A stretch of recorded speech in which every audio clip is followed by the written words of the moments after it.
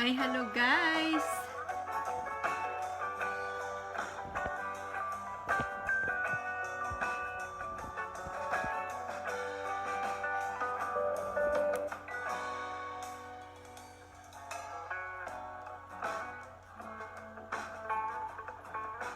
Alin ba ang ating gagamitin?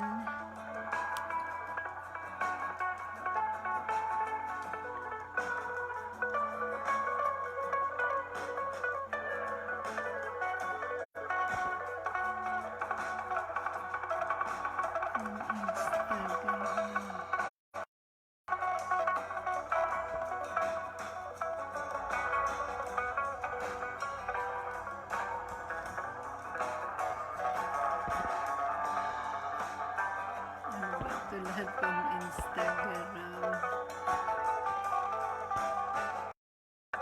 Ito.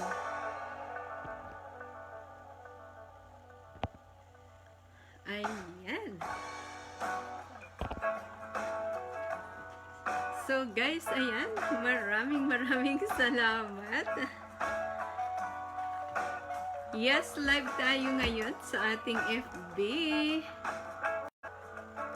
Ang ating topic for today, guys, is about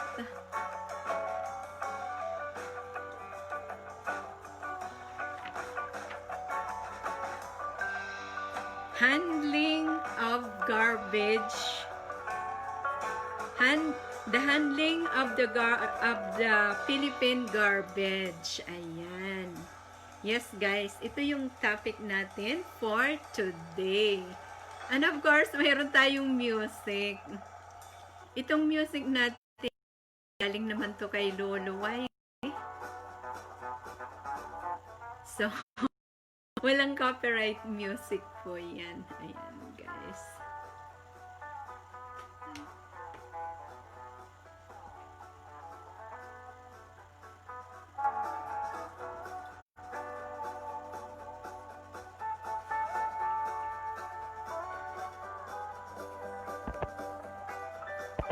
In group Thailand.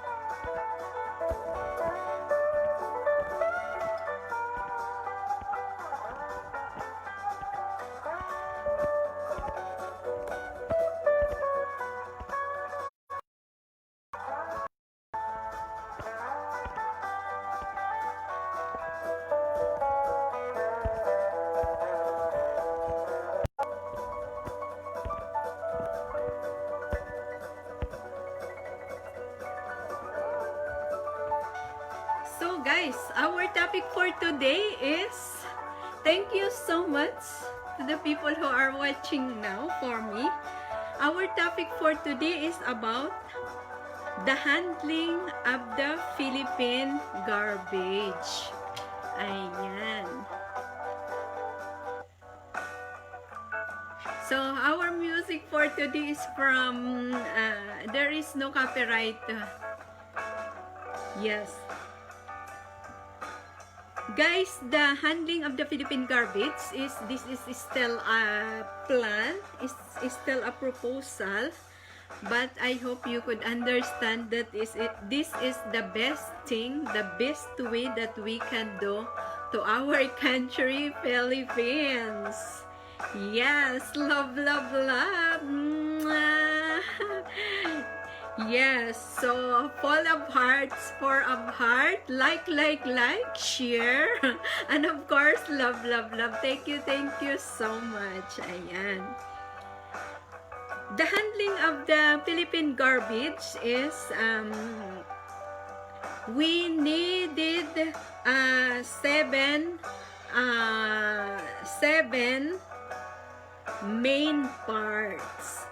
That 7 main parts are the machines and landfill technology. That's what we call.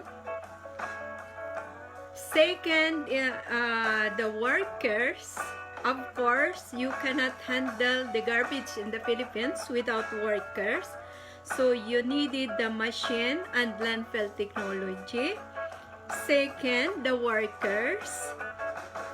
The third one, the plants and wildlife. Yes, guys.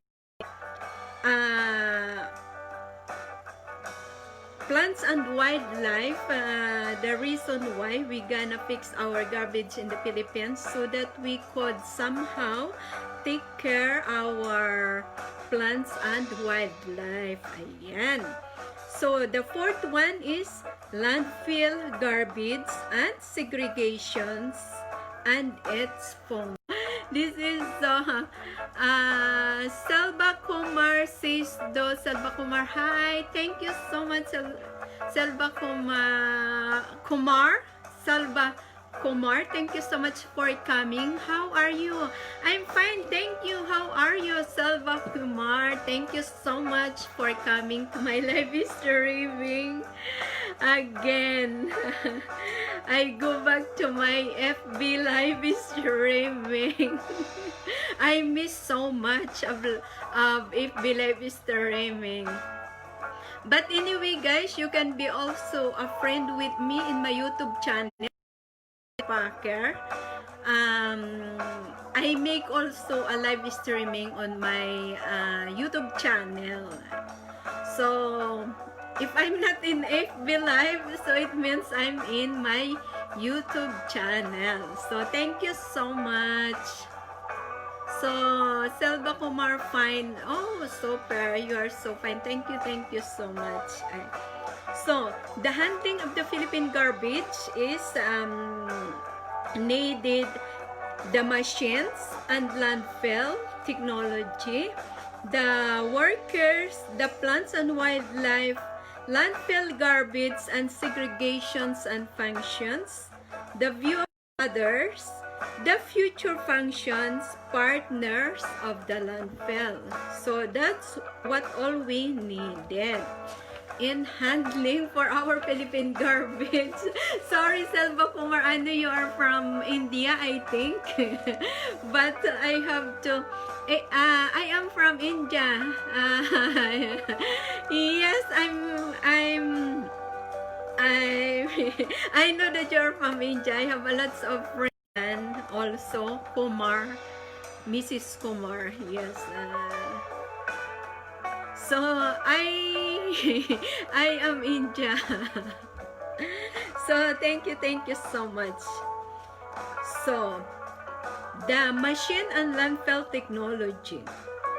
The machine and landfill technology for the garbage is supposed to be proposed as we can use our BATAAN. The BATAAN abandoned nuclear power machine can be used for garbage landfill machine technology. Felino Miren Delphin says that thank you so much, Felino Miren Delphin. Thank you so much for coming to my live streaming in my FB live streaming. Thank you so much for coming. Please like, share, and subscribe.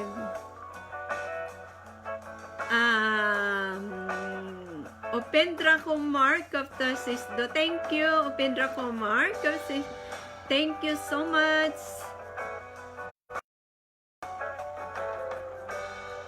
Thank you so much for coming to my live streaming of my FB account. So, in our machine and landfill technology, we needed the BATAAN nuclear power plant #1 because it's already abandoned, so we needed that, or can be used for garbage landfill machine technology. Yes, that's very sure. And then the second needed, because we needed 5 for our landfill machine and technology, we needed 5 categories. The second one is a wild landfill for the vicinity. OMG. So thank you so much. The first one, the BATAAN abandoned nuclear power plant machine, can be used for garbage landfill machines technology. Second one, a wide landfill for garbage and for the houses of the workers within the vicinity. The third one, trucks and heavy equipments. The fourth one, service transportation for the workers and for school service for the children of the workers. And the number 5, water and electrical supplies and services. Thank you so much, the people who come to my live streaming on my FB account. Thank you so much.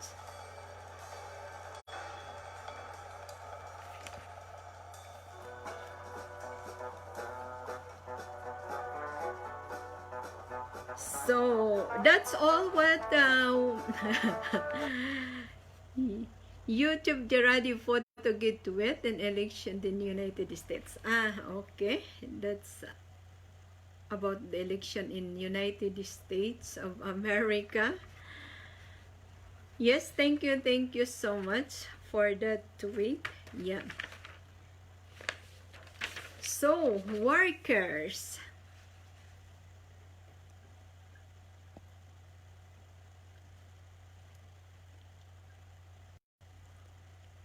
Workers for the landfill of the Philippines, for the garbage for the handling of the garbage. Sorry, you're from India, but I have to take it up as my model Philippines because I'm a Filipina. And the workers, we needed the drivers, the heavy equipment operators, the landfill employees, and this is the most important, the maintenance. Those, I'm suggesting those people who are what we call in the Philippines, those informal shelters around Metro Manila, or what those informal shelters around Metro Manila, or mga squatters. The Jordan Villaruel Ortiga, thank you so much for coming. The Jordan Villaruel Ortiga, for coming to my live streaming. Thank you so much. Yes, if you have FB channel, you can like and subscribe also to my YouTube channel, and we can be also friends in YouTube. The Jordan Villaruel Ortiga, thank you so much. Yes, and I'm also suggesting that the handling of the Philippines, the workers supposed to be the those people what we call squatters, kasi wala silang mga work sa Philippines, they don't have job anyway. That's why, diba, they are the most least fortunate people in the Philippines. And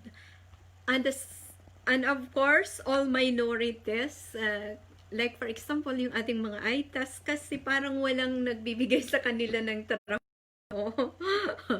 Sana na the government should give job or work to all our minorities. Mountains, Gerald Buhek, Candelarios.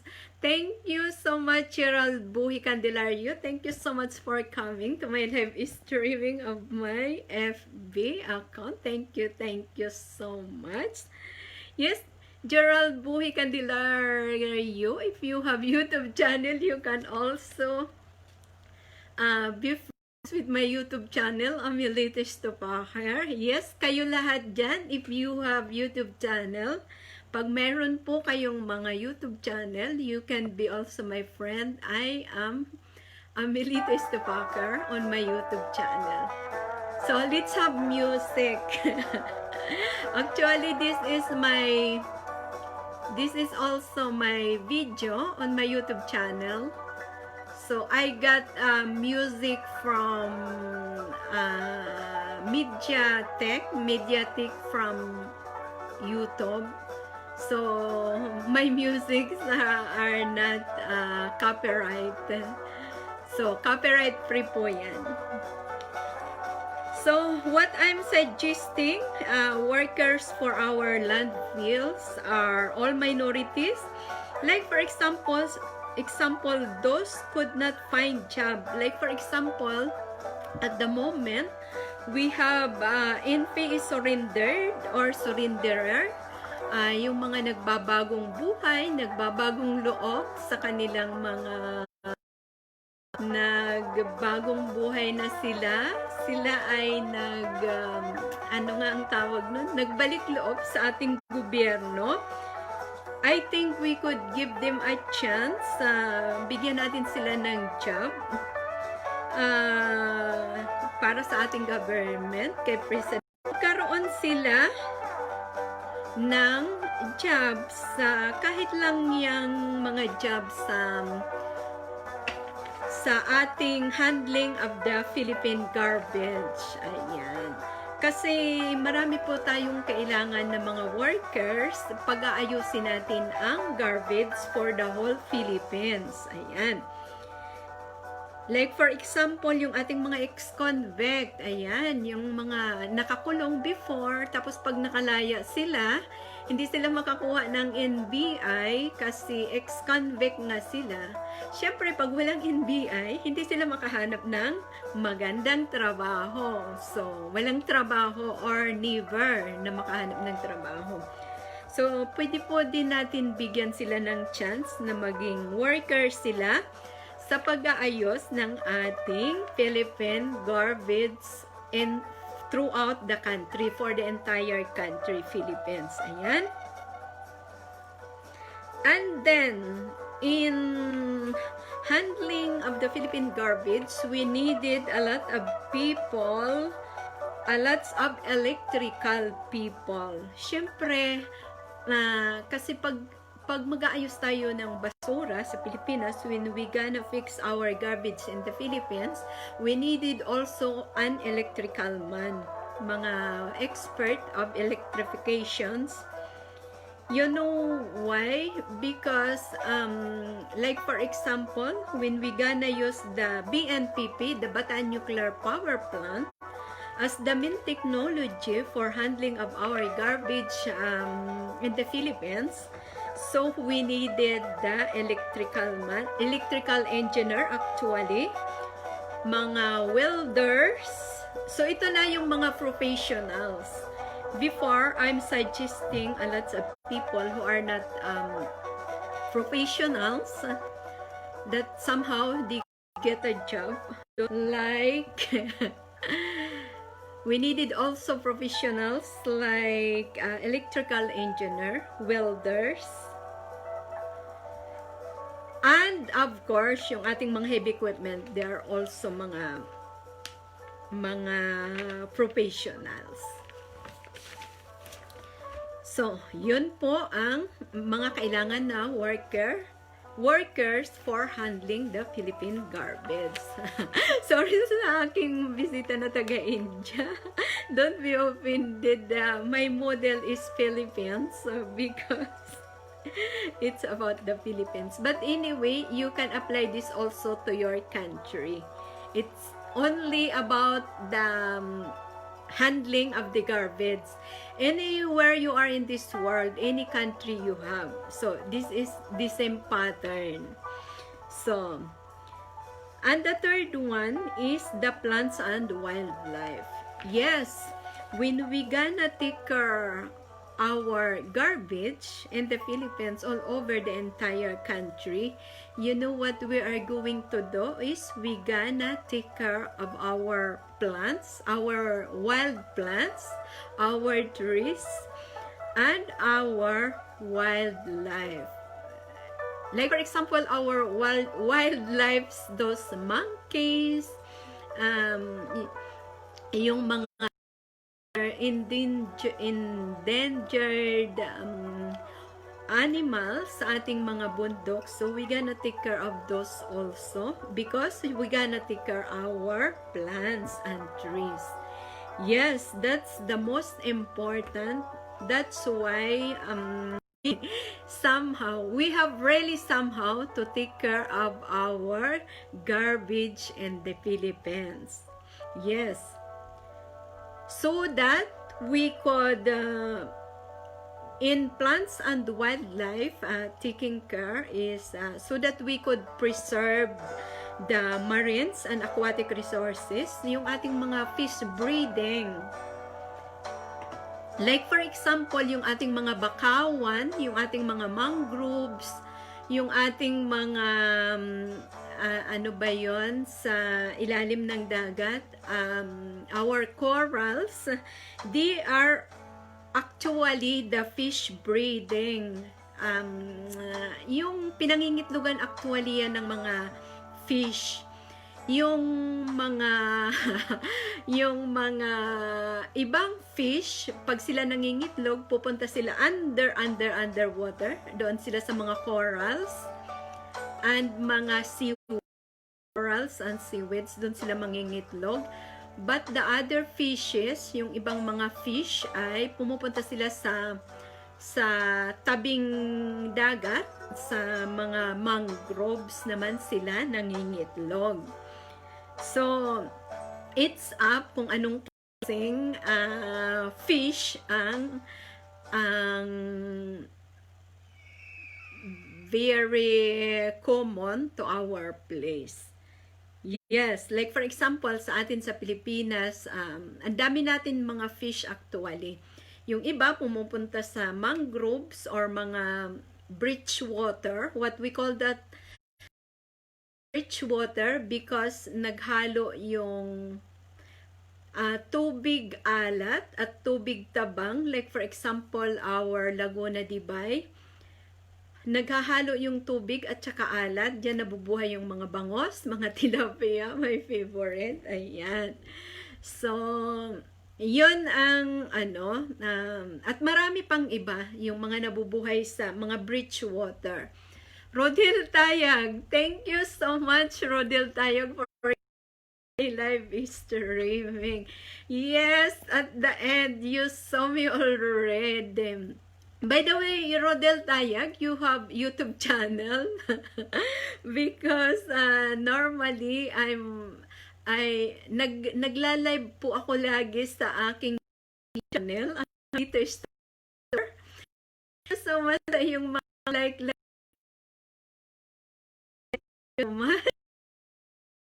daghang salamat ka din yung i-subscribe mo ako sa aking YouTube channel, Amelita Stoppacher. Ayan.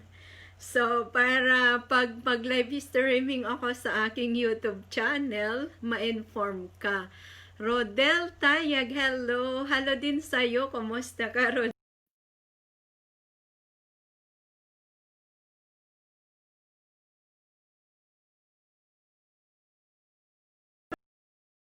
Tapos ka mag-live. Suppose aking sa ka-FB, hindi pwede kasi nag-aagaw sila. Yung isa nawawala, yung isa nawawala. So, tinanggal ko yung FB.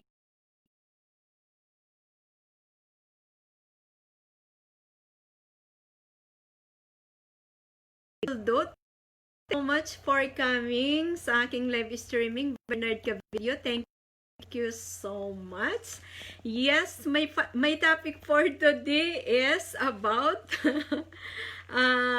if you have YouTube channel, Bernard Cabeldo. If you have also YouTube channel, you can also subscribe to my channel, Amelita Stoppacher. Just comment and then I gonna subscribe you back. Yeah. Our topic for today is about the handling of the Philippine garbage.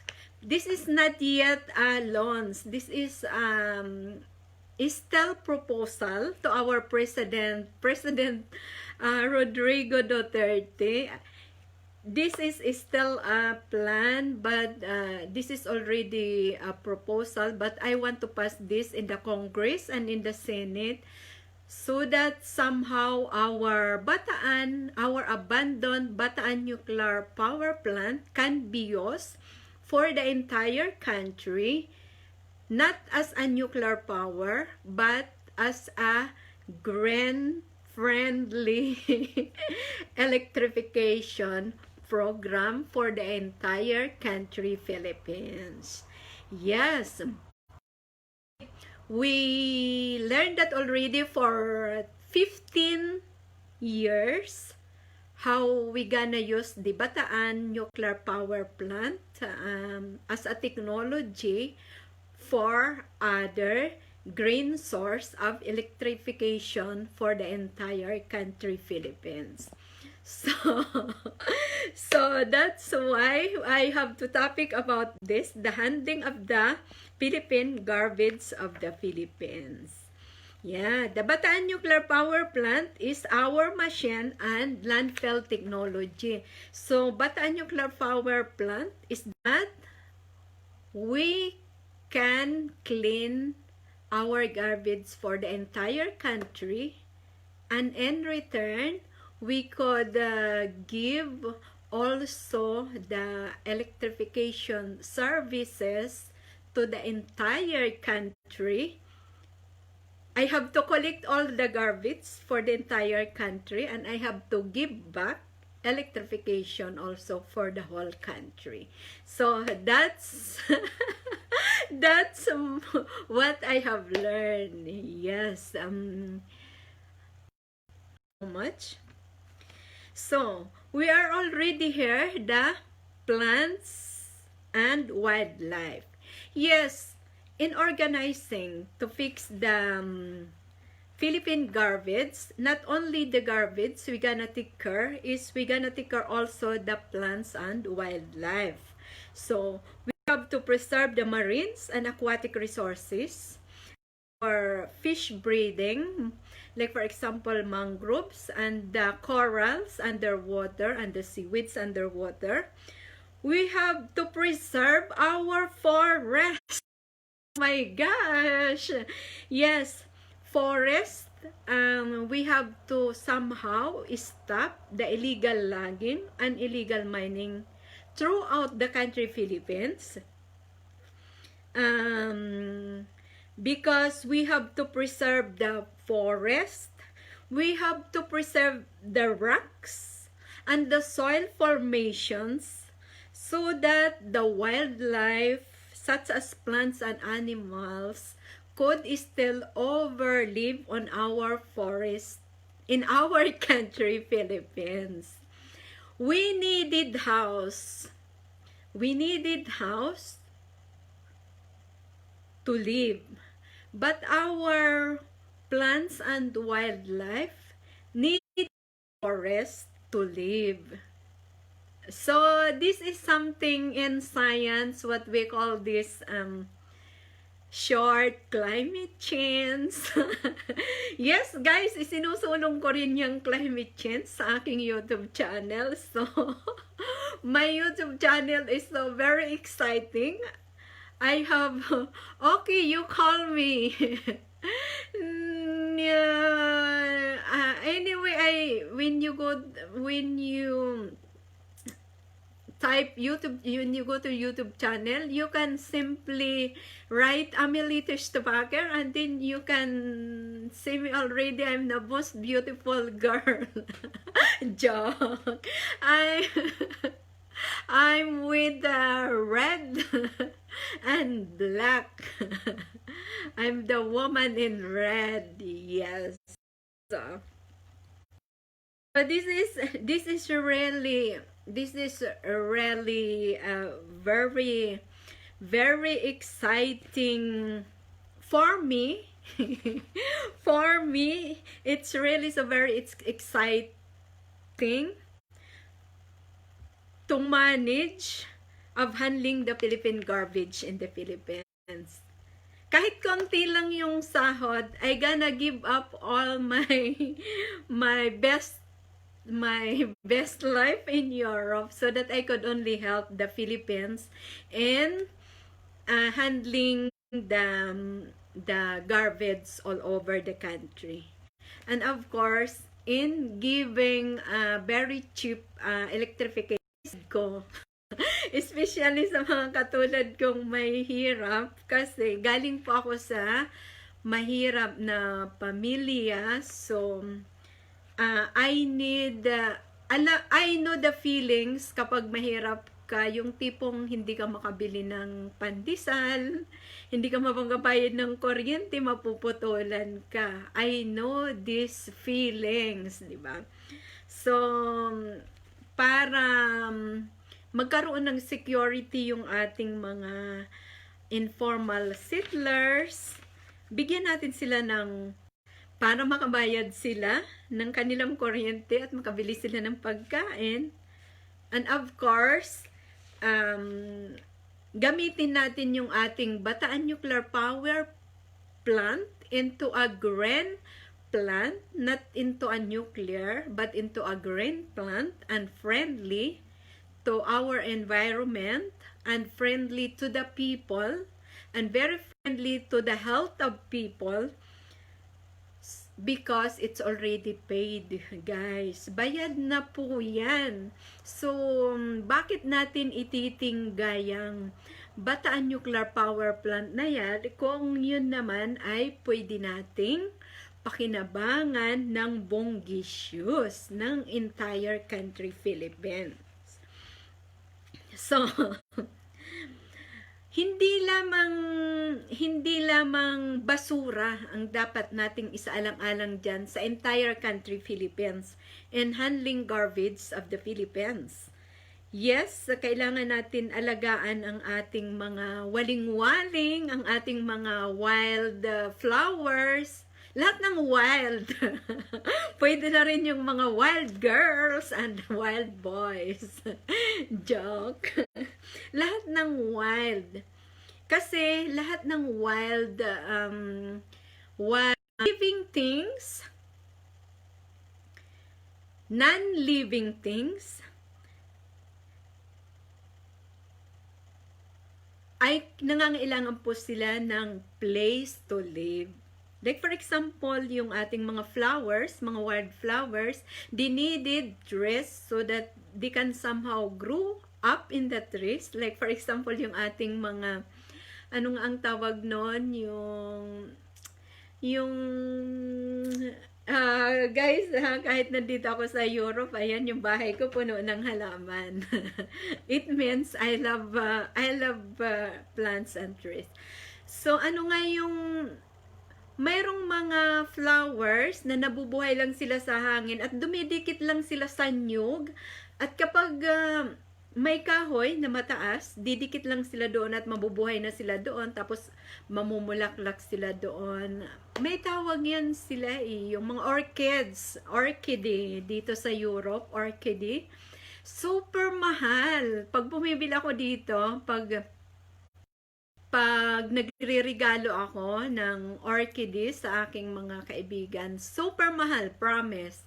But sa Pilipinas, these orchid, nabubuhay lang sila sa wilderness.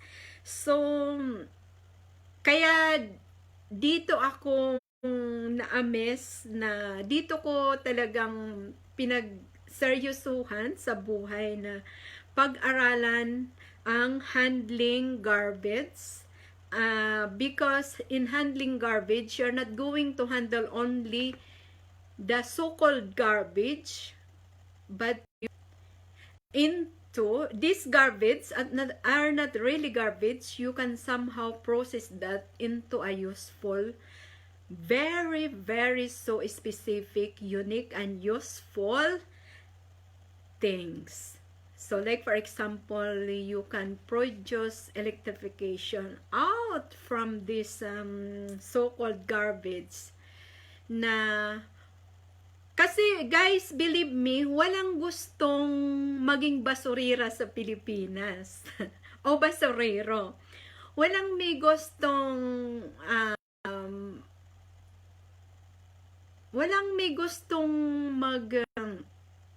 sabihin na, oh, ikaw ang mga laga ng basura ng buong Pilipinas. No, nobody would like that.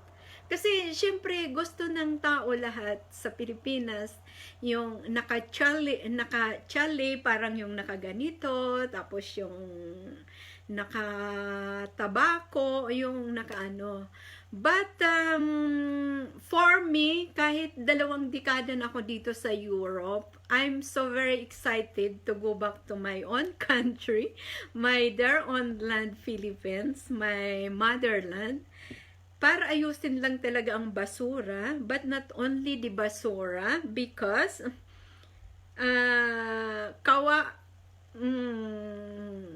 kailangan i-stop yung mga illegal, kailangan mag-stop yung mga illegal cutting of trees, illegal, ano nga ang tawag nun?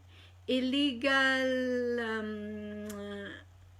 ang tawag namin yan dito pag nag-aaral kami, kailangan magkaroon ng reforestation program, illegal logging, yes, yung cut kayo ng trees. Cutting trees is very good, but you have to make a reforestation. Is what I mean. Pag pumutol ka ng isang kahoy, magtanim ka ng 5 trees. Diba? So, but anyway, when I'm already in the Philippines, I have to see all these things. I have to do this all things, to tell all these things. Because I have only to say the most important things at kailangan somehow yung typhoon na 4 na nagsunod-sunod, di ba? Hanggang nagkaroon na si Pipito, nagkaroon na si Quinta, nagkaroon na si Rolly. Ano na ang nangyari pagdating kay Rolly? 1, 2, 3, 4. Pang-4 si Rolly. Because wala nang nagho-hold na mga trees sa ating mga forest. Kasi 'di ba sa illegal logging and illegal minings, kaya logging and mining somehow to stop in the Philippines. Not really stop all, but you have to, when you do a mining in the Philippines, you have to be sure to make a finished product in the Philippines. Not only digging the mining in the Philippines and then pabayaan na yung mga binungkal nyong kalupaan. No. If you are really the best miners, you have to dig the mines. You have to finish that in the Philippines. And then, you have to make a reforestation after mining. So there is only a certain mining time. Like for example, you have the license only for 10 years. After 10 years, stop the mining and then you have to make reforestation para maayos uli ang inyong pinagbubungkal. Hindi para kayong tumain na hindi na kayo nag-iwang. Lumayas na lang kayo, lumarga na lang kayo. So, kawawa kayong mga illegal mining at illegal logging dyan sa Pilipinas. Joke! Hindi naman po ako masama. Mabait po ako. But, kailangan po natin magkaroon ng disiplina, especially sa ating mga taga-LGU, sa ating mga local governments. Ayan. Sa ating mga local governments in the Philippines, wag na tayong masilaw sa mga yung mga naglalaging na yan.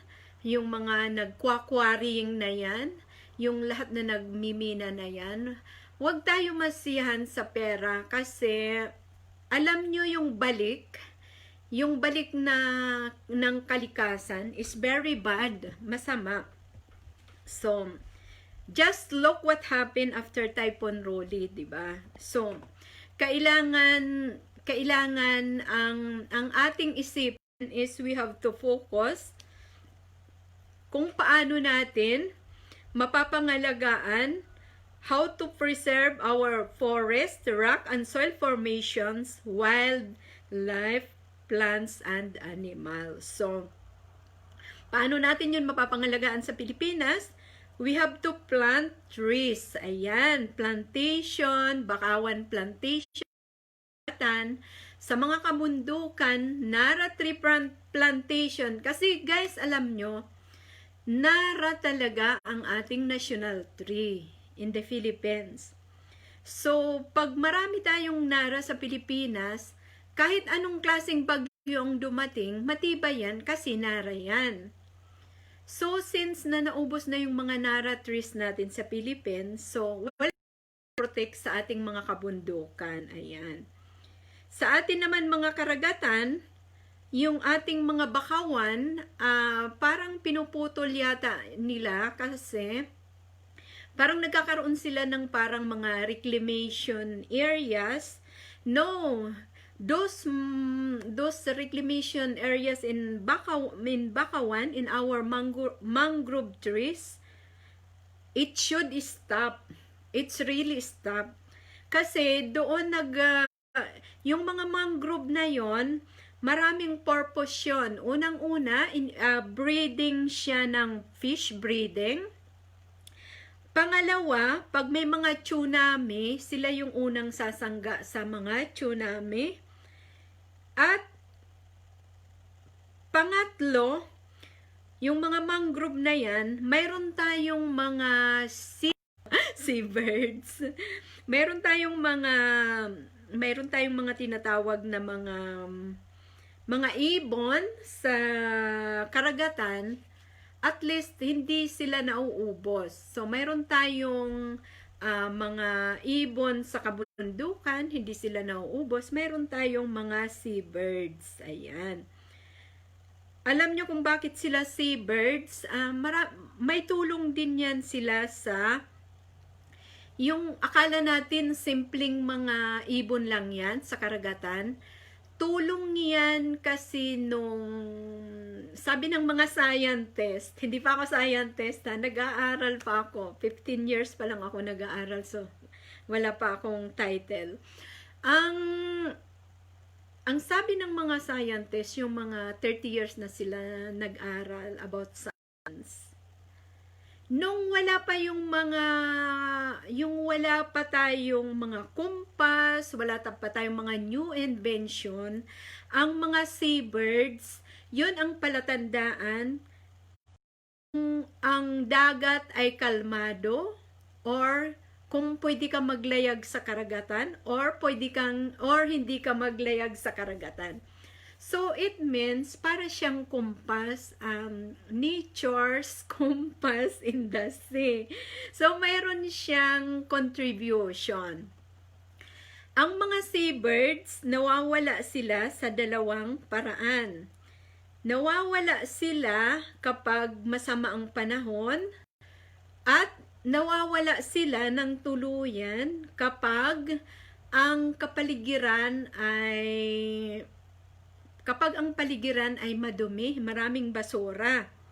So, kaya yun doon ko na feel na I have really to focus this handling garbage in the Philippines. My model actually is Philippines. But this handling garbage, you can apply to every country wherever you are. Whether you are in Africa, because this is a scientific study. It's not just a study for the Philippines. This is a really specific scientific study of scientists how to take care, how to handle garbage. not only in the Philippines, but since my model is Philippines, so I always say handling in the Philippines. But actually, in reality, this is handling garbage throughout the planet Earth. Yan. So, I am a Filipina. Since my model is Philippines, so I have always to say handling garbage in the Philippines. So, paulit-ulit, di ba, guys? Yeah. But this study is not only for the Philippines, this is for the entire planet Earth. Scientific study. This is really based on science. Ayan. Ang mga scientists, they are already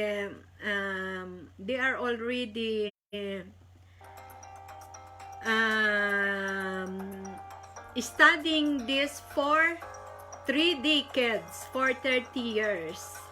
So, ako yung batang-bata because I just only studied for 15 years.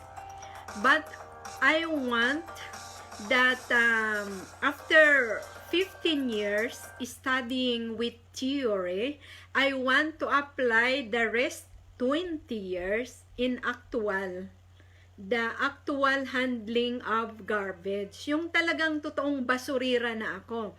Because if I have to learn only through books, through studies, through experiment, through theory and everything, without application, I cannot say really the real result. So, even though I learned just for 15 years, I want to apply that already in the Philippines. The rest 20 years for the actual application of handling the garbage in the Philippines. Sana President Duterte, as soon as possible na magkita tayo. At sana si Attorney Larry Gadon, kinukontak ko para siya yung gumawa ng bylaws, ng proposal para maipasa sa Kongreso at sa Senate, at saka si Attorney Glenn Chong sana, at saka si Attorney Harry Roque sana, kung pwede lang, kasi hindi pa naman ako makalabas dito sa Europe, nandito pa tayo natitingga. So, sana bago makababa si President Duterte ay naaproba na ng Kongreso at ng Senado that somehow the basura pagdating ko sa Pilipinas ay ready na yung batas na nagsabi na ang Kongreso, yes, we like it, that the BATAAN nuclear power plant can be used as the machine and land, and also the Senate, and of course also the President Rodrigo Roa Duterte. But actually, I submitted this already, all our proposal to President Rodrigo Duterte, but of course 2 times he already, but at this moment I need the reality that really the Congress and the Senate should make pag-aaway-away. Sana kasamang ako doon sa talking about para kaya ko maipaglaban why I need this BATAAN, why I need this abandoned BATAAN nuclear power plant to be used as machines and landfill technology for handling garbage in the Philippines, because the answer is very simple. Because from all this garbage for the entire country, I could produce we could produce electrification also for the entire country, Philippines.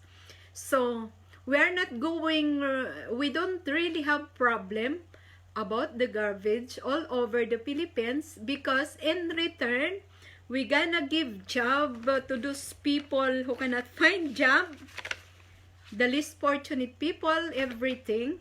Because walang gustong maging basurira at maging basuriro. Promise, guys.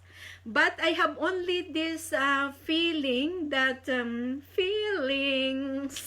I have only this feeling that,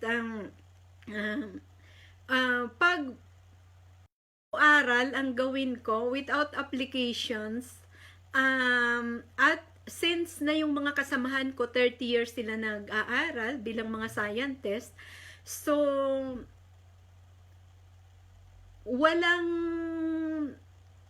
may gustong maging basurira, promise.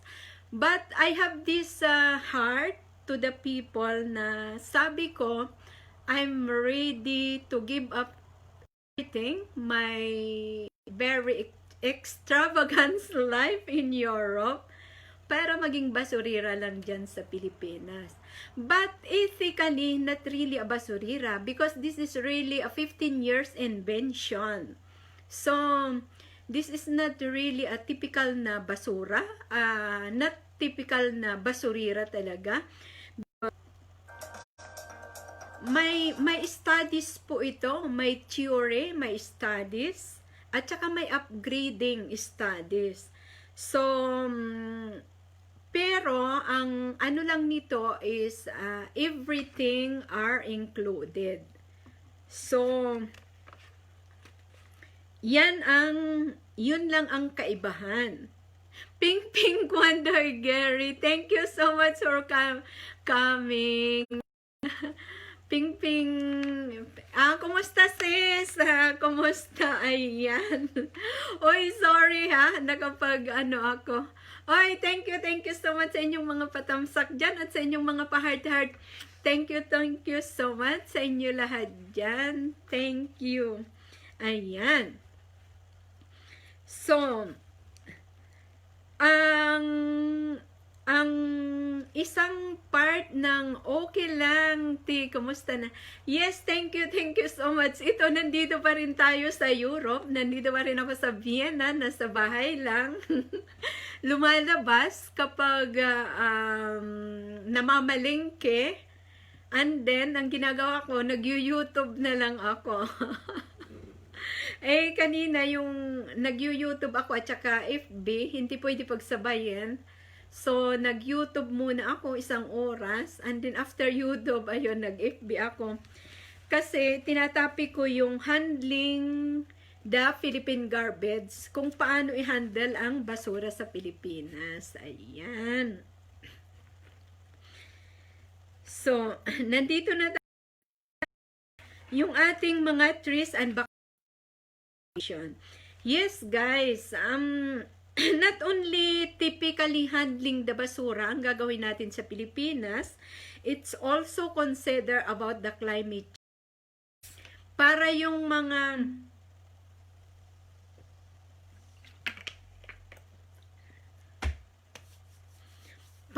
mga storm surge ma-prevent natin, so kailangan natin magkaroon ng bakawan plantation, or yung mga bayan na open sea.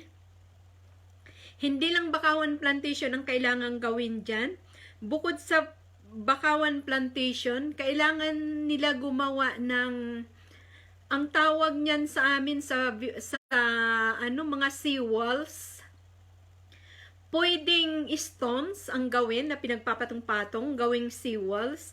But according to our studies, mas maganda kung solid na semento yung gawing mga seawalls. Solid cement, the best on mga bakawan plantation. So, bakawan plantations, and then may solid na cement gawing seawalls. Bakit may bakawan plantation in between? Kasi para yung dagat makakapasok pa rin at makakalabas, kasi kailangan ang mga fish natin na mangingitlog doon sa ating mga bakawan, since bakawan is the fish breeding, so kailangan hindi natin ubusin ang ating bakawan trees. Faban Singh, thank you so much for coming, Faban. Thank you so much.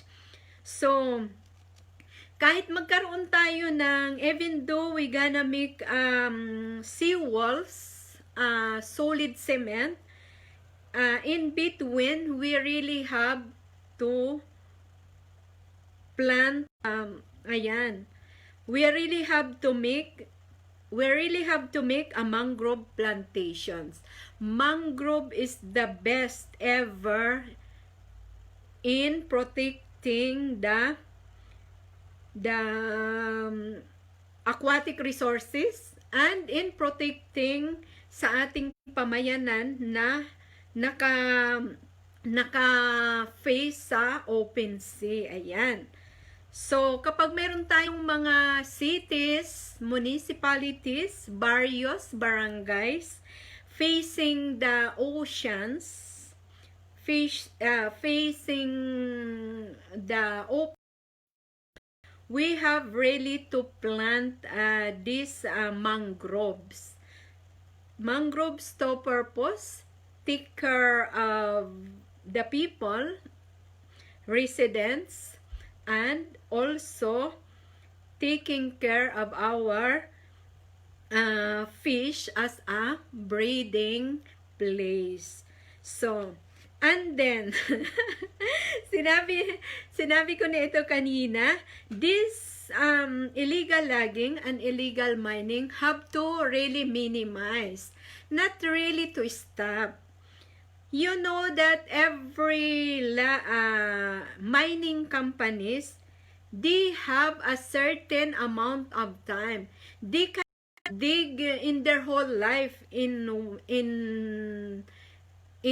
one part of the soil in the Philippines.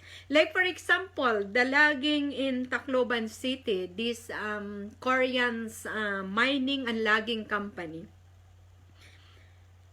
You know how many years they are already there in Leyte.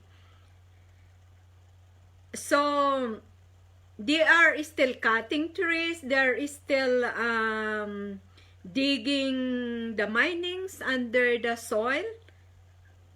They don't really stop. So, since I was 10 years old, so it's already most 3 decades. So, it's already, it's still in Leyte. So how come that the government did not let this company stop?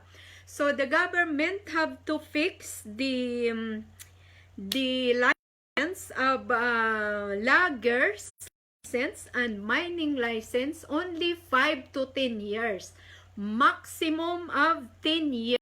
Before they gonna live in the Philippines, they should have to make a reforestation, they should have to plant trees again, and they should have to fix the soil, rocks, formations into, they gonna make it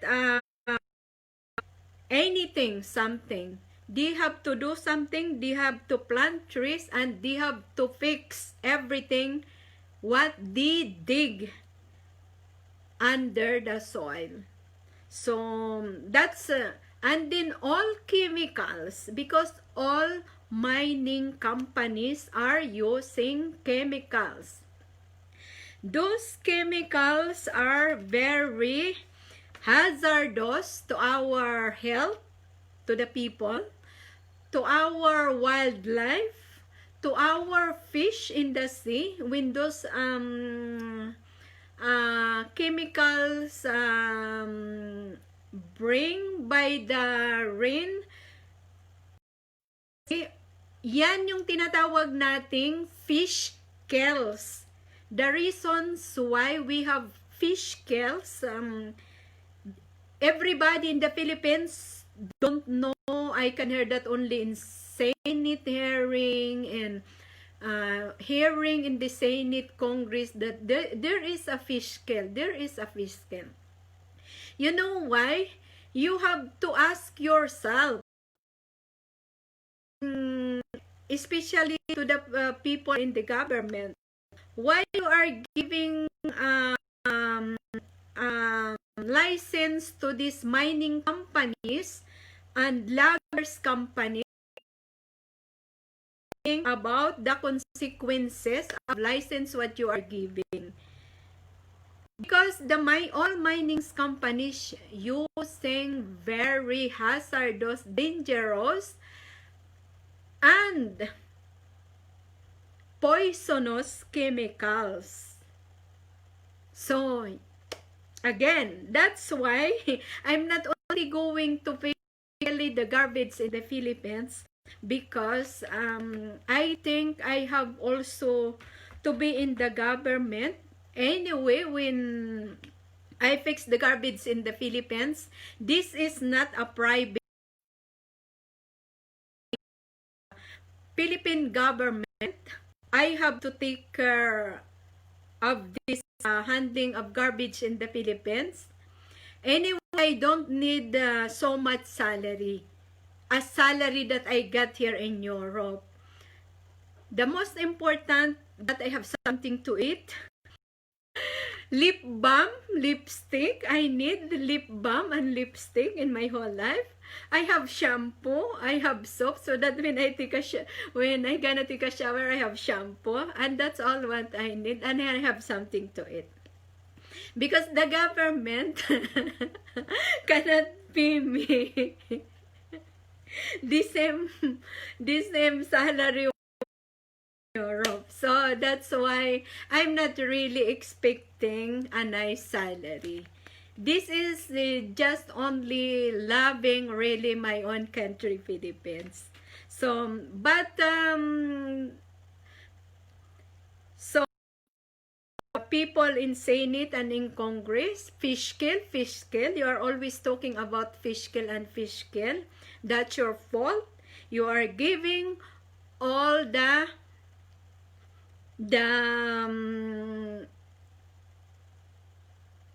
licenses to the LGUs and everything. You have a lot of you made a lot of laws in Senate and in Congress that is not healthy to our country, Philippines. So oh my God, I'm not a politician. I'm a researcher. But dahil na frustrated ako kay President Noynoy Aquino, Batukia Chanstiam, thank you so much for coming to my live streaming. Batukia, thank you so much for coming to my live treated, because this handling of the Philippine garbage in the Philippines, I have to give this. But you know what President Aquino said? The answer is, wag mong utusan ang gobyerno. Kung gusto nyo, sumali kayo sa paligsahan sa gobyerno. Kaya tuloy, imbis na ang pag-aaralan ko lang is handling about the garbage in the Philippines, patuloy ako na pagsabay-sabay ko patuloy ang international politics, international economics, handling of garbage in the Philippines, plus yung kanila dito sa Europe na parang European. Nyo yan, guys. 4 na course pinagsasabay-sabay ko, wala nang tulugan. So, ang tulog ko doon, 1, 2, 3 oras. Anding gigisingin na naman ako ng professor ko from US. Amelita, sabi ko, hindi ko na ito kakayanin. So, pagkatapos ng professor ko sa US, gigisingin na naman ako ng professor ko from Russia. Tapos, one time, from Russia, galit na galit sa akin. Sabi sa akin, why you don't study Russian language? Sabi ko, Diyos ko, day. Katatapos ko lang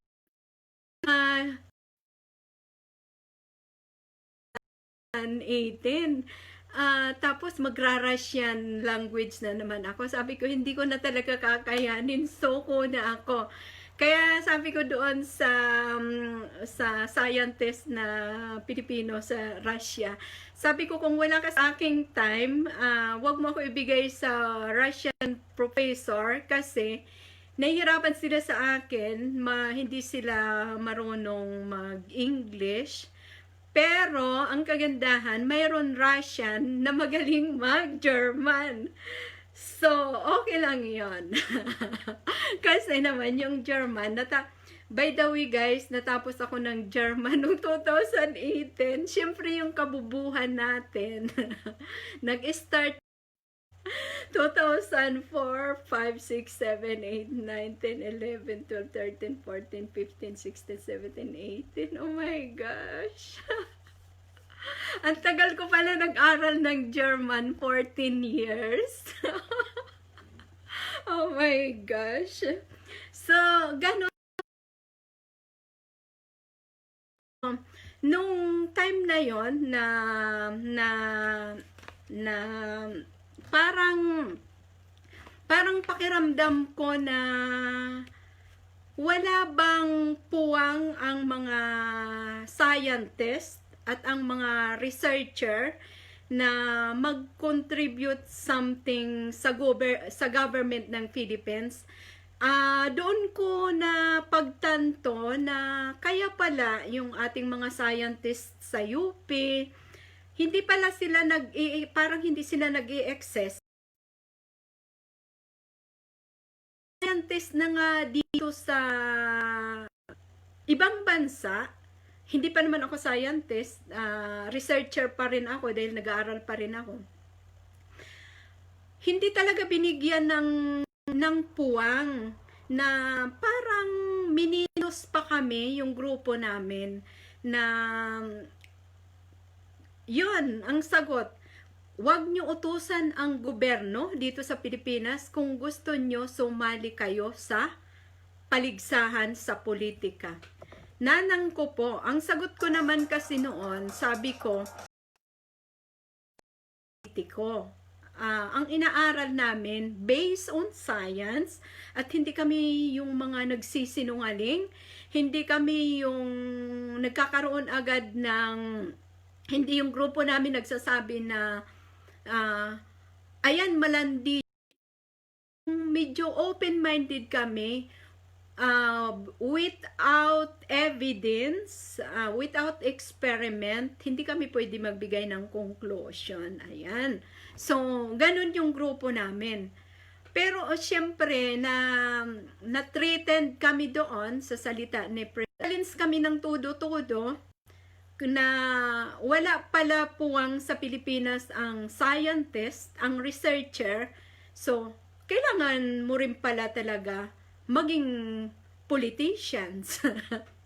so sabi ng mga scientist, kung kaya natin mag-aral bilang isang scientist, so kaya rin natin ng politics at economics. Kasi dalawa lang naman ang kailangan sa politics eh. Kailangan, pag isa kang politicians, magaling ka sa international politics at magaling ka sa international economics. So, yun lang ang ibinigay nila sa akin.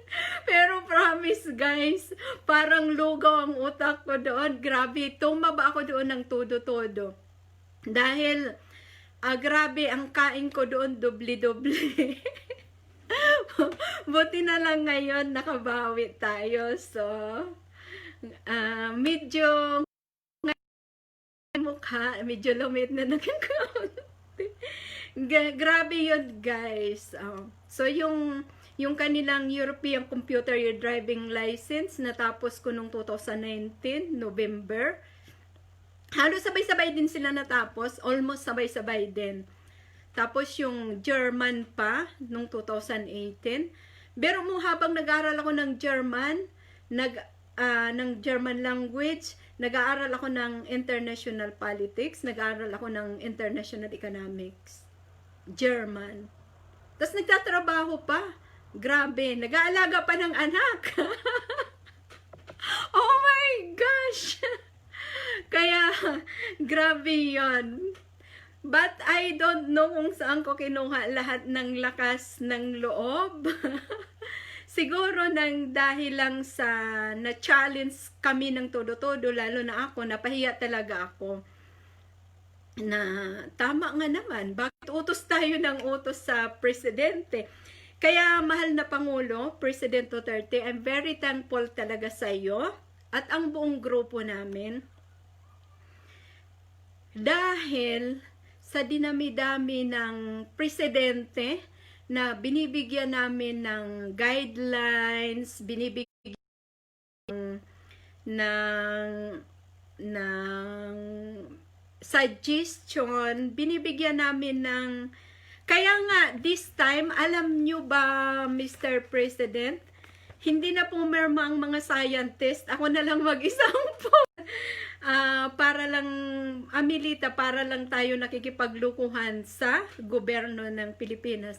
Sabi ko, this time, President Duterte is another from President Aquino. Ang mga daliri natin, hindi pari-pariho.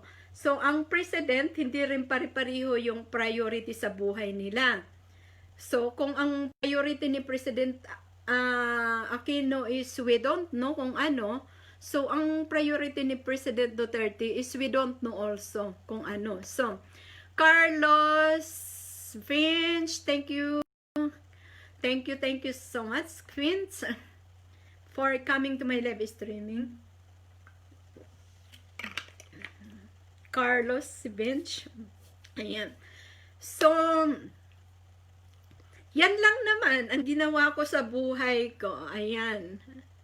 Nang dahil sa pero at least natapos na yun lahat. So Heidi Schumer, thank you. Jomer, Heidi Schumer, thank you so much for coming to my live streaming. Kaya pero guys, ngayon na nandito na ako, lagi na lang ako naglululuwaiti, kumbaga nakarelax na ako sa buhay ko. When I look back, sabi ko 2012, 13, 14, 15, sabi ko when I look back is, ang lagi kong tanong sa sarili ko, paano ko nakayanan ang lahat ng iyon? Nagtatrabaho pa ako ha. Tapos, hindi lang basta trabaho. Ang hirap din ng trabaho ko, guys. Baka alam nyo. Ang trabaho ko, marami pa rin akong mga tauhan. So, ang trabaho ko, hindi lang talaga yung sa opisina lang ako. Kailangan pumunta doon. So, I was really working Monday to Sunday. Ayan. Napaka very challenging time na yon. Pero syempre yung work mong yon worth it naman kasi ang kita mo is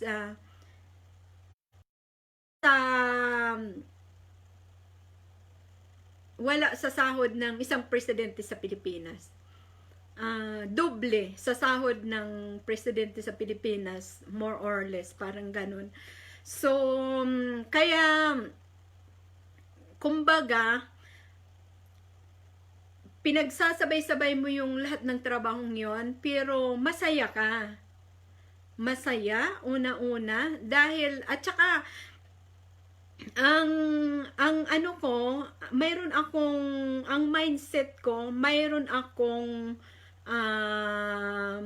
goal settings, na sabi ko, 2020, kailangan tapos ko na lahat in 2000, in 2020, tapos ko na lahat yung aking aaralin para application na lang yung ano, yung actual application. Kumbaga sa ano is ano, sa awa naman ng Diyos 2019 pa lang natapos na ang lahat. So Violeta, Pante, oy sis, kumusta? Kumusta na sa church? Ayan. Kumusta na ang ating buhay? Kumusta na ang ating love life, sis? Ayan. Ako ito, nandito pa rin sa Vienna. Ayan. Wala pa rin tayong love life. Tingga pa rin. Kumusta, sis? Kumusta sina Pastora Raquel? Ayan. Sis, sorry ha. Nakapag share yata ako ng sa aking mga ka-GC sa church. Aywan ko kung nakapag-share ako sa inyo. Kasi kaibigan ko yun sa YouTube channel. Medyo nudity yung kaniya. Share ko sa aking mga friends. Ngayon, siyempre pataka lang ako. Sige, share. Hindi nagtagal. Mayroon na sa akin nagre-reply. Si Pastora, hindi ko na lang pangangalanan yung kanyang pangalan ng isang pastor. Sabi sa akin, Amelita, are you sure? Sorry talaga. Kung nakapag-share man ako dyan sa inyo, sa church community, sorry. Kasi, mayroon akong ka-friendship na, alam nyo, kasi sa akin talaga walang masamang tinapay. Sa FB ko, mayroon akong ka-GC na sexy. Lahat sila mga sexy. Kasi, I'm so very open-minded kasi ang katwiran ko naman, malay natin, magbagong buhay sila, di ba? Kahit kumbaga may dahilan kung bakit sila nagpapasiksi sa buhay nila, kung mayroon naman silang nanay na may sakit, tapos wala silang pera, kailangan nilang magpasiksi para matugunan yung pangangailangan ng nanay nila, 'di ba? Pag gumaling na 'yon, so hindi na siya magiging siksi. Pwede na siya mag-repent. So, 'yun yung pananaw ko na si Lord, si Papa God, nagpapatawad kapag humingi ng tawad. Kaya ako humingi ng tawad sa inyo. My God, sana patawarin niyo talaga ako. Dahil, syempre, pero yung kaibigan kong yun, hindi rin siya masama. Nagkataon lang na parang gusto niya siguro magpa-6 eh. Dahil, di ba, walang magawa sa buhay, gumawa siya ng channel na nagpa-6 siya, ligo-ligo siya, ligo-ligo. Tapos, syempre, wala akong love life. Sabi ko, aba, pag ako kung gusto mo magka-love life, ganitong klaseng lalaki ang hahanapin ko. At least parang nabuksan yung isip ko na magkaroon ng love life. Pero sa awa ng Diyos hanggang ngayon wala pa rin. Sobra kasi busy. Ayan. Violeta, Pati, thank you so much. Alam mo sis, ang hirap pala pag masyado yung panahon, dumadaan yung panahon, dumadaan yung panahon. Tumatagal yung panahon, hindi ko na malayan. Yung anak ko, 14 years old na, kaba-birthday lang. Ano yan eh, sabay sila nag-birthday ni Pastor BATAAN. Pero wala siya dito sa akin ngayon, nasa papa niya. Kaya tuloy, yan. Kaya happy birthday belated kay Pastor BATAAN. Ayan, di ba? So, magka-birthday sila, di ba, ni Pastor? At saka si Pastora Raquel, kumusta sa inyo? Basta sa inyo lahat sa church, kumusta kayo? Ayan. So, but please, kung mayroon man kung mayroon parang na ano na baka inisip nyo na na I gonna ruin ng church. No. Ang gusto ko lang sana noon mangyari na makatulong dun sa kaibigan kong YouTuber para ma-monetize yung kanyang channel, kasi pag may 1,000 subscriber at saka mayroon manood sa kanyang mga videos na magkaroon siya ng 4,000 watch hours, maraming manood at saka mag-subscribe na 1K, mamomonetize yung kanyang channel. So sabi ko, gusto ko mamonetize yung kanyang channel. Gusto sa kabilang banda, gusto kong makatulong sa isa kong kaibigan. Kaya i-share ko sa mga kaibigan ko na sa kabilang banda naman na hindi ko rin iniisip, ayan, kabubuhan ko rin at katangahan, na ang other side ng aking, yung parang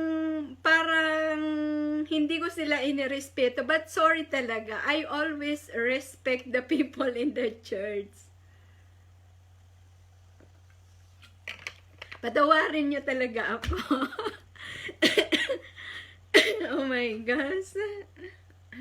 Ayan.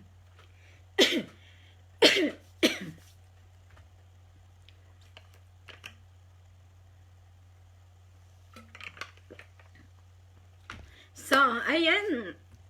Tuloy na tayo sa ating topic about landfill. Ayan.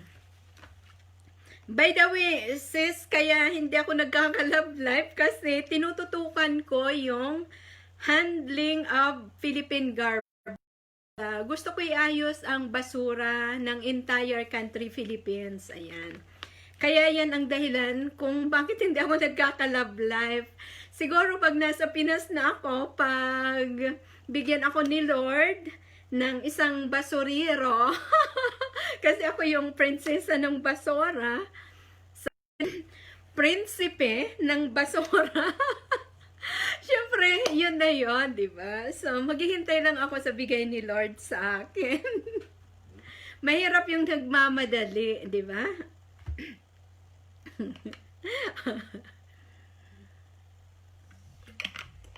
Masyado akong naging busy talaga ng todo-todo, ayan. At very thankful nga lang kami talaga ng sobra-sobra dahil si President Duterte, hindi siya nagdalawang isip na tanggapin itong aming guidelines o proposal na kung paano ayusin ang basura ng Pilipinas. By the way, 2018, yung first time na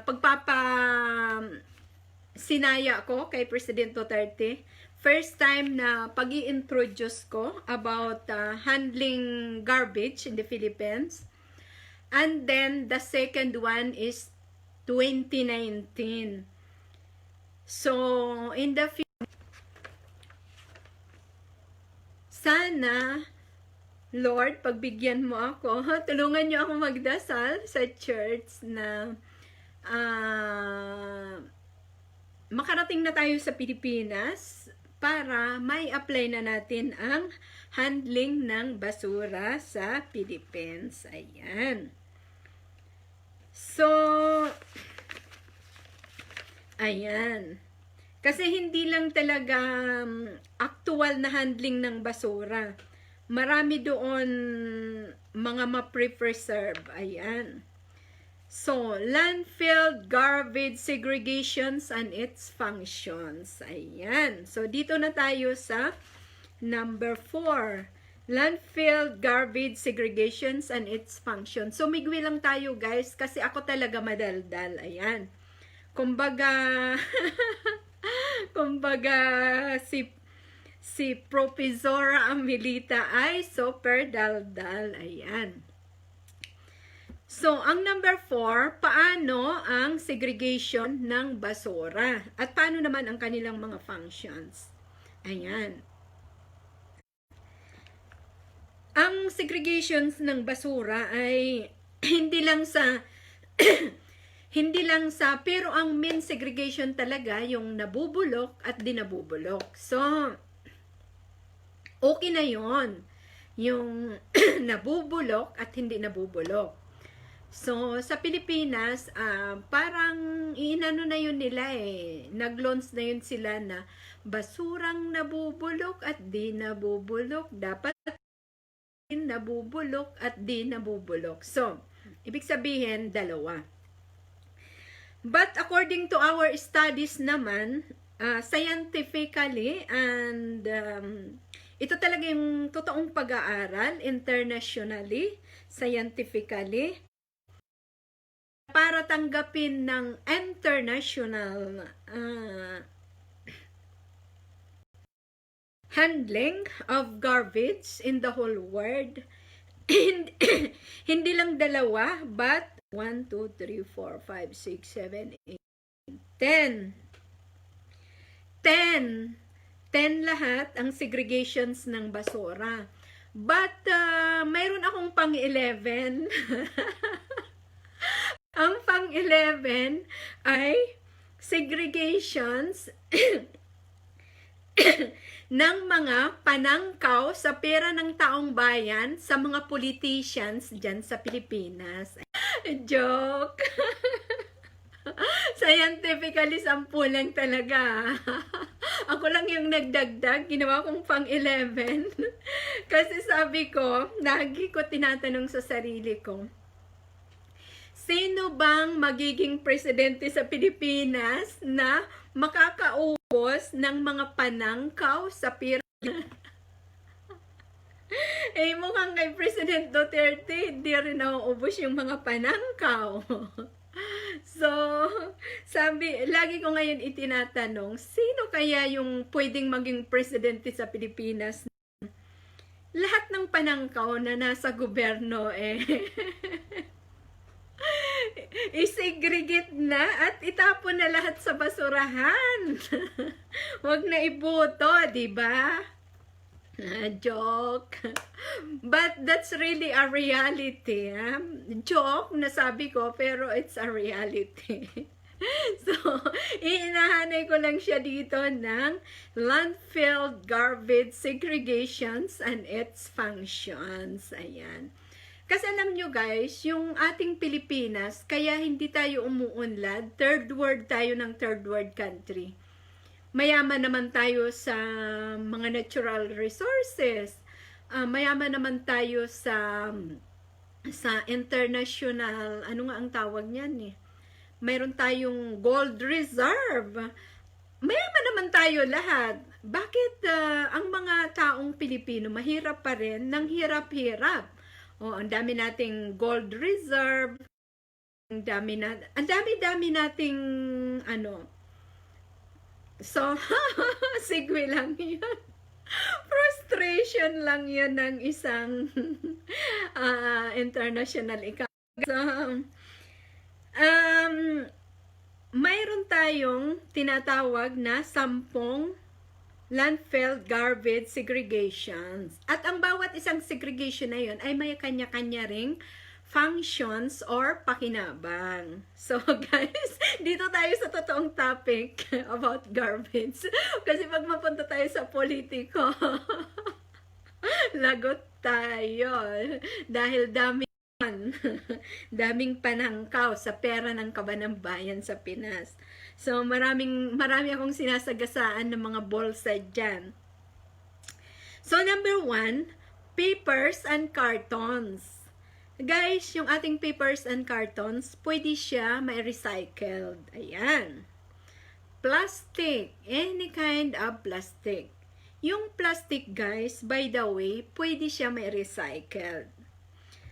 Bottles, any colors and any kinds. Ayan, yung ating mga bote, yung any kind of bottles. Ayan. Pero syempre, pag isisegregate natin ang lahat ng yon, ay kailangan malinis.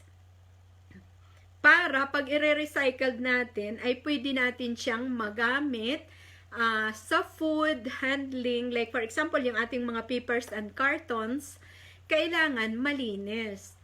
Pag i-recycled natin, pwede natin silang gamitin, nalalagyan uli ng foods, beverages, ayan. At ganun din ang plastic, ayan. At ang dami nating mga plastic na mga politiko dyan sa Pilipinas. Oh my gosh, ang lakas ko mang-asar. So, ayan. Bottles, any colors and any kinds. Yes, guys, ang buti po, guys, ay pwede nating ma-recycle.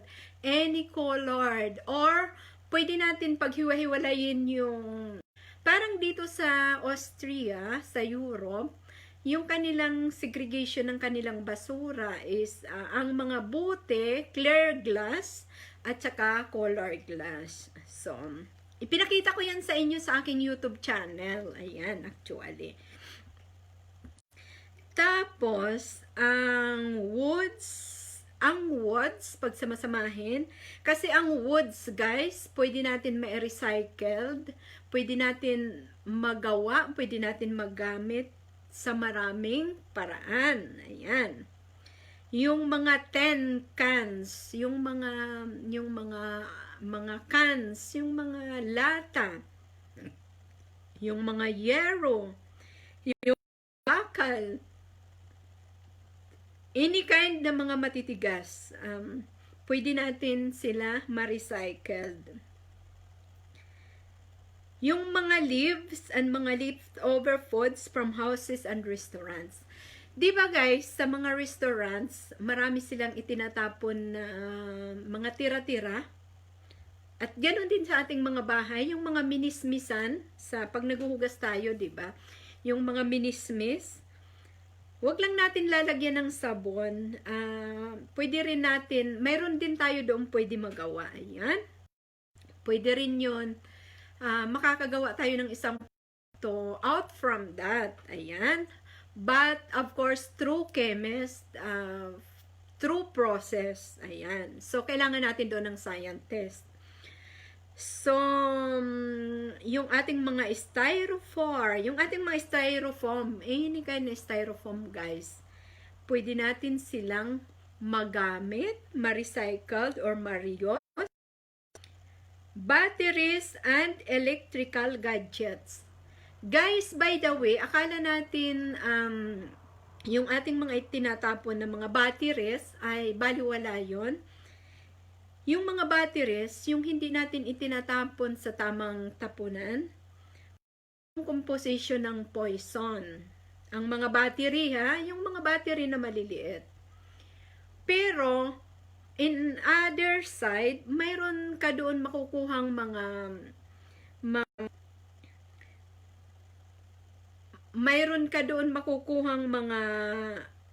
especially yung ating mga gadgets, mga electrical gadgets. Mayroon ka doon makukuha na mga gold, nickel, iba't ibang klase ng or metal or ano pa ba? Stainless, marami kayong makukuha doon. Kailangan pagsama-samahin yon, batteries and electrical gadgets. Maano siya, re-recycled at saka magagawan pa natin siya ng proper segregation at proper na place na pagtatapunan. Yung talagang hindi na kailangan na talaga ilagay doon sa rest mall. Ang ibig sabihin ng rest mall, wala na siyang pakinabang.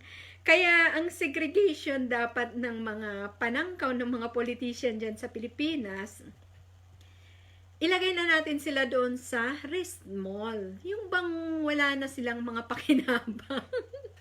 Kasi puro lang sila sa pera ng taong bayan.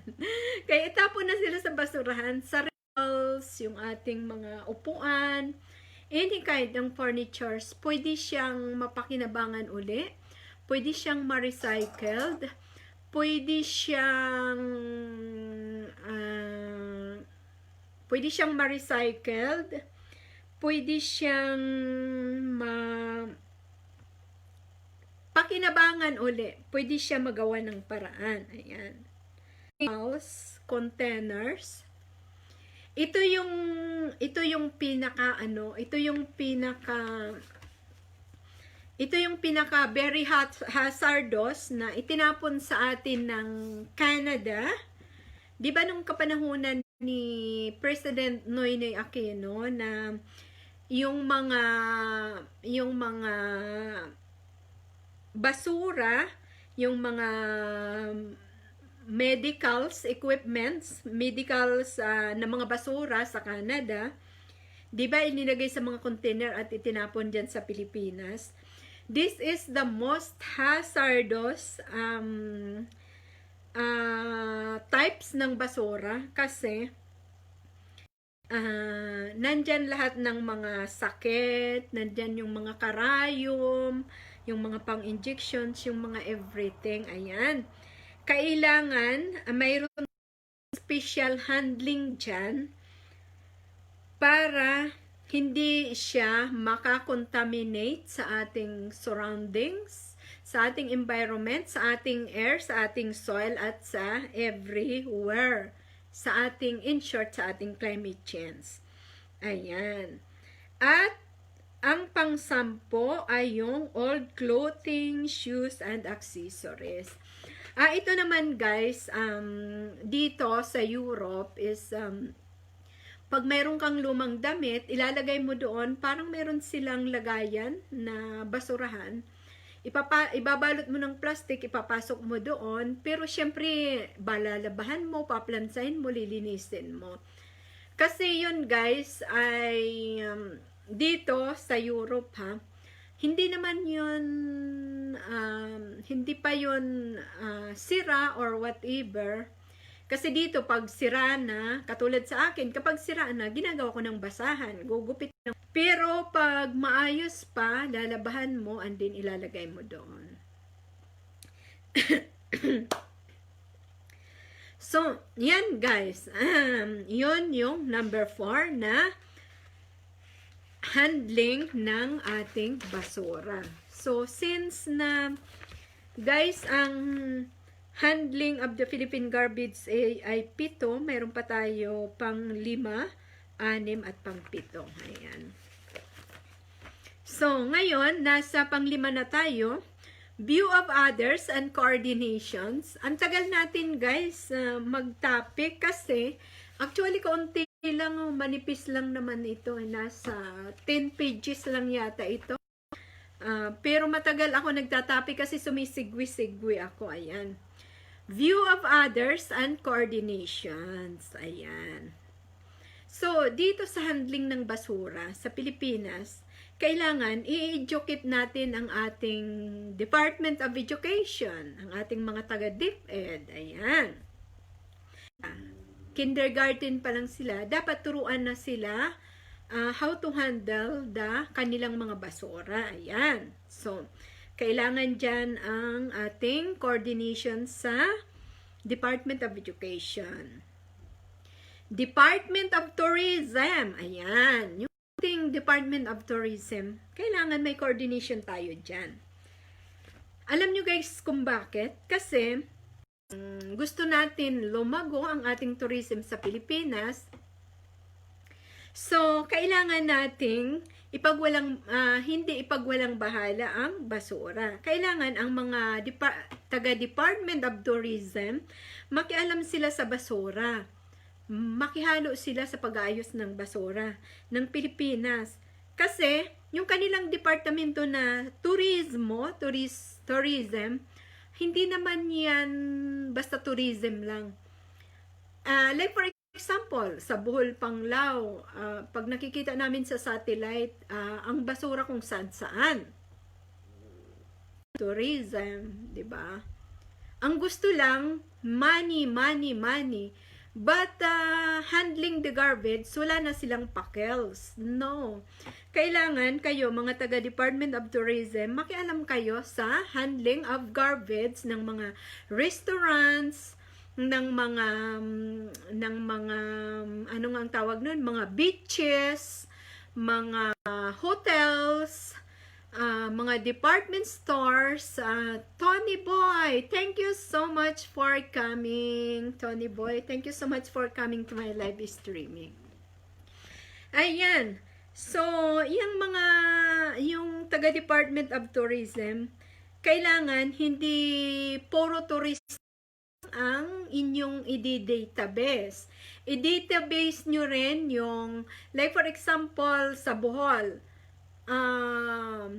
bawat isang resorts, kailangan naka-database kung gaano karaming basura yung itinatapon nila araw. So, taga-Department of Tourism, kayong kailangan dyan mag-ano. So, thank you so much, Tony Boy, for coming to my live streaming. Ayan.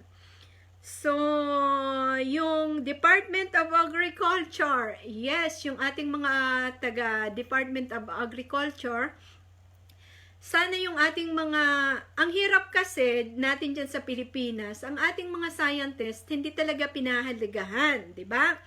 Kasi nung kapanahunan ni President Noynoy Aquino, ang grupo namin ng mga scientists, 3 decades na sila, mga scientists na sila ngayon, 3 decades na sila nag-aaral, ako 15 years pa lang, so nasa kalahati pa lang ako.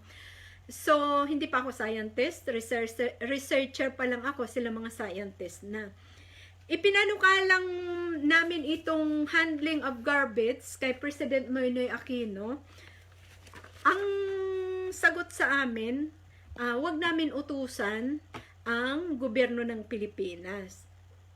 Kung gusto naming ayusin ang basura sa Pilipinas bilang mga scientist, makilahok daw kami sa politika. But hindi nakakatuwa na nalungkot ang mga scientist. Kaya nung ipinanukala ko na naman ito kay President Duterte, hindi na ako, diba? Si makulit nga ako, diba?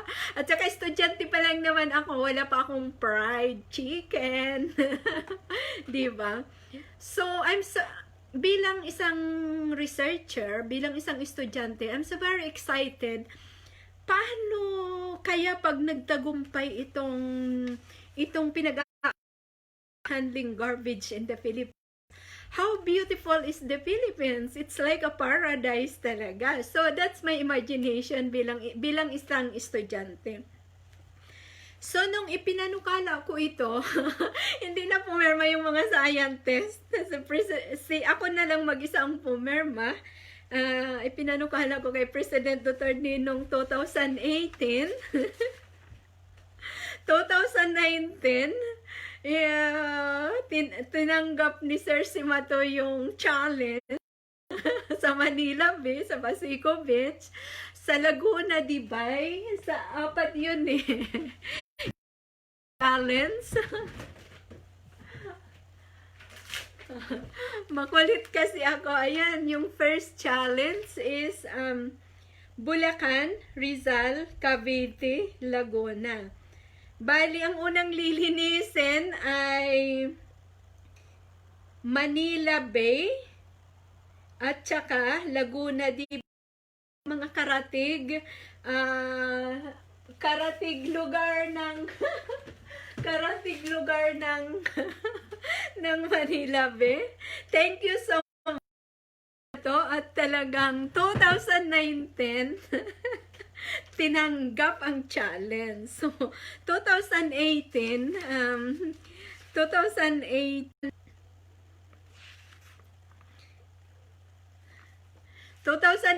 kauna-unahan kong inano no, kay President Duterte. Tapos nung naumpisa na nila yung Manila, 2019, ayan, itinuloy ko na rin yung guidelines. Pero syempre, mas maganda yung may batas mismo about basura. May batas mismo about handling of the Philippine garbage. Ayan. Kasi mahirap yung walang batas. Ayan. So, ayan ang story nangyari na masakit kasi hindi lahat ng president sa Pilipinas ay tinatanggap yung mga ganitong kaaralan ng mga scientist. Kaya pala, ang mga scientist natin sa UP ay mukhang hindi nag-i-exist. Like for example, yung ating mga agriculturists dyan sa Department of Agriculture. Ang dami nating mga kabataan na nag-aral ng mga agriculturists. Like for example, yung mga agriculture schools natin, di ba? Para kina nag-aaral sila, pinag-aaralan nila yung paano magpatubo ng palay, paano magpatubo ng tomato, paano magpatubo pero hindi naman pinahalagahan ng government. So, I suggest na dapat yung Department of Agriculture idiin nyo sa sarili nyo na kayo ay hindi basta-basta mga farmers lang or magsasaka or mga agriculturist. Kayo ay, ayan, kayo ay mga scientist kasi mga agriculturist, scientist kayo. Alam nyo kung bakit? It's really wonder na paano nyo patubuin ang palay na paasawahin nyo ng ibang palay, tapos pag tumubo na siya, napakasarap na palay, 'di ba? Parang dito sa Europe, yung apple and yung apple, apple, ano ngayon? Yung mansanas, sorry kasi apple talaga yan dito ang pronunciation. So, ang mansanas at saka kamatis. So, yung mga agriculturist nila, based in science, ay pinag-aano yan nila, pinag-aaralan kung paano paghaluin ang kamatis at saka apple, and then pag mamunga yung apple na medyo maasim-asim siya, na parang medyo may kamatis siya, kulay, super, 'di ba? So, that's already because it takes an experiment. So, hindi lang kayo agriculturist, kayo ay mga scientist kasi nag-e-experiment talaga kayo. Like for example, paano paasawahin ang ito naman sa mga aquatic resources, sa mga aquatic science, aquatic resources. Yung 'di ba, yung iba't ibang klaseng mga seafood, seaweeds at saka yung mga seashells. Dati pag pinapanood ko yung mga taga-aquatic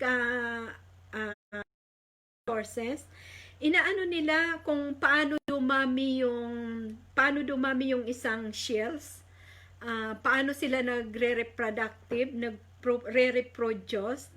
Tapos pinanonood nila.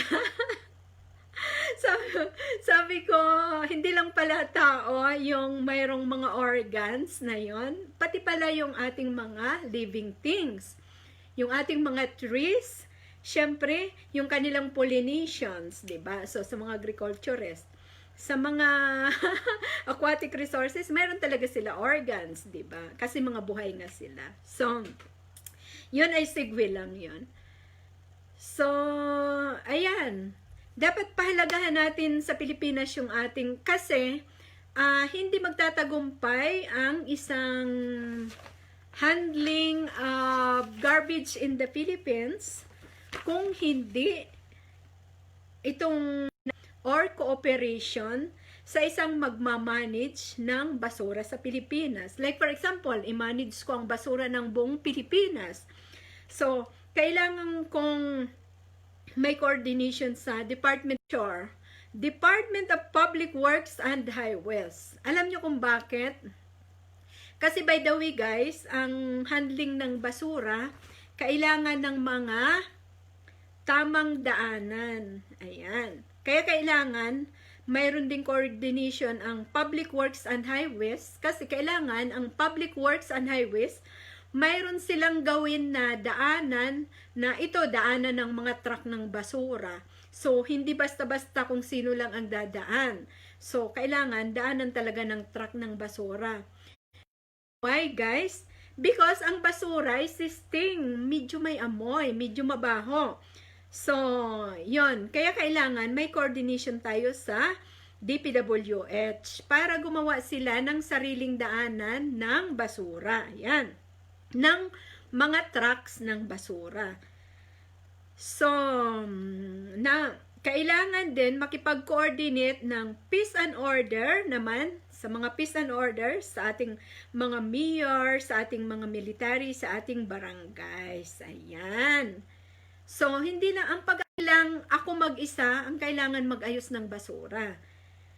Kailangan makisama dyan ang mga mayors, ang mga barangay captains, at ang military. At nakita ko naman yan. Congratulations sa ating mga mayors, sa ating military, sa ating mga barangay captains, sa ating DILG. Talaga naman nagtulong-tulong kayo dyan. DNR, lahat ng nagtulong, lahat ng mga volunteers sa Manila Bay at sa Basico Beach. So, sa mga military, since the beginning, nandyan na kayo. Thank you so much. At congratulations sa inyong lahat at nagtagumpay nga po kayo. Ayan. Sa Battle for Manila Bay. Ayan. So, kailangan din natin makipag-coordination sa Housing Department. Why? Bakit?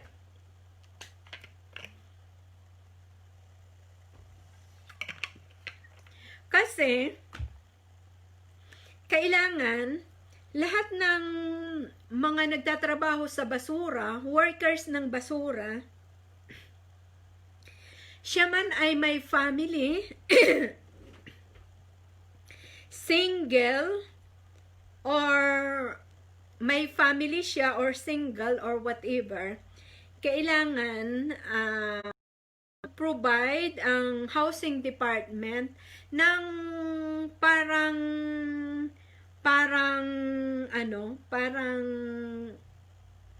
bahayan, parang pabahay ng mga nagtatrabaho sa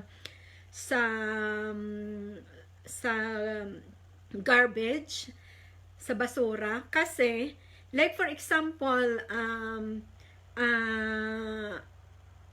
isang puntahan lang ng, like for example,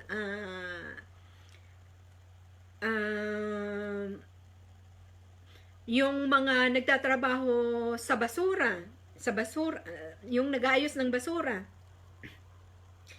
Like for example is mayroon silang pupuntahan na destination.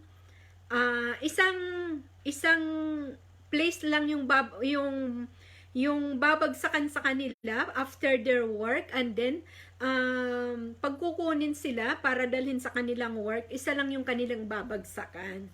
So, hindi naman ibig sabihin ay sinisegregate ko ang mga nagtatrabaho sa basura. Hindi lang magbabasura ang inyong gagampanan dito. Kailangan din magkaroon kayo ng planning.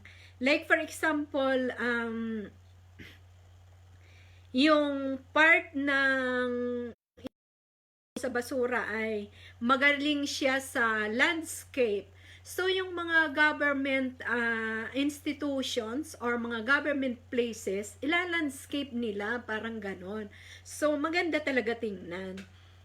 So, mayroon silang tinatawag na planning. Like for example, yung mga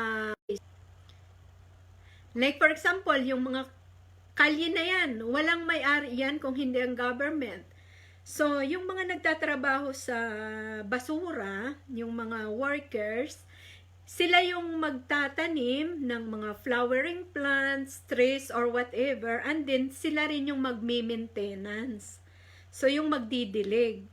So, yan. Kaya kailangan natin ng housing department para sabay-sabay sila pupunta doon sa place na nakatuka sa kanila. Sabay-sabay silang pipick upin at ihahatid doon sa kanilang tirahan. So, yun yun. Kaya, yun lang yun.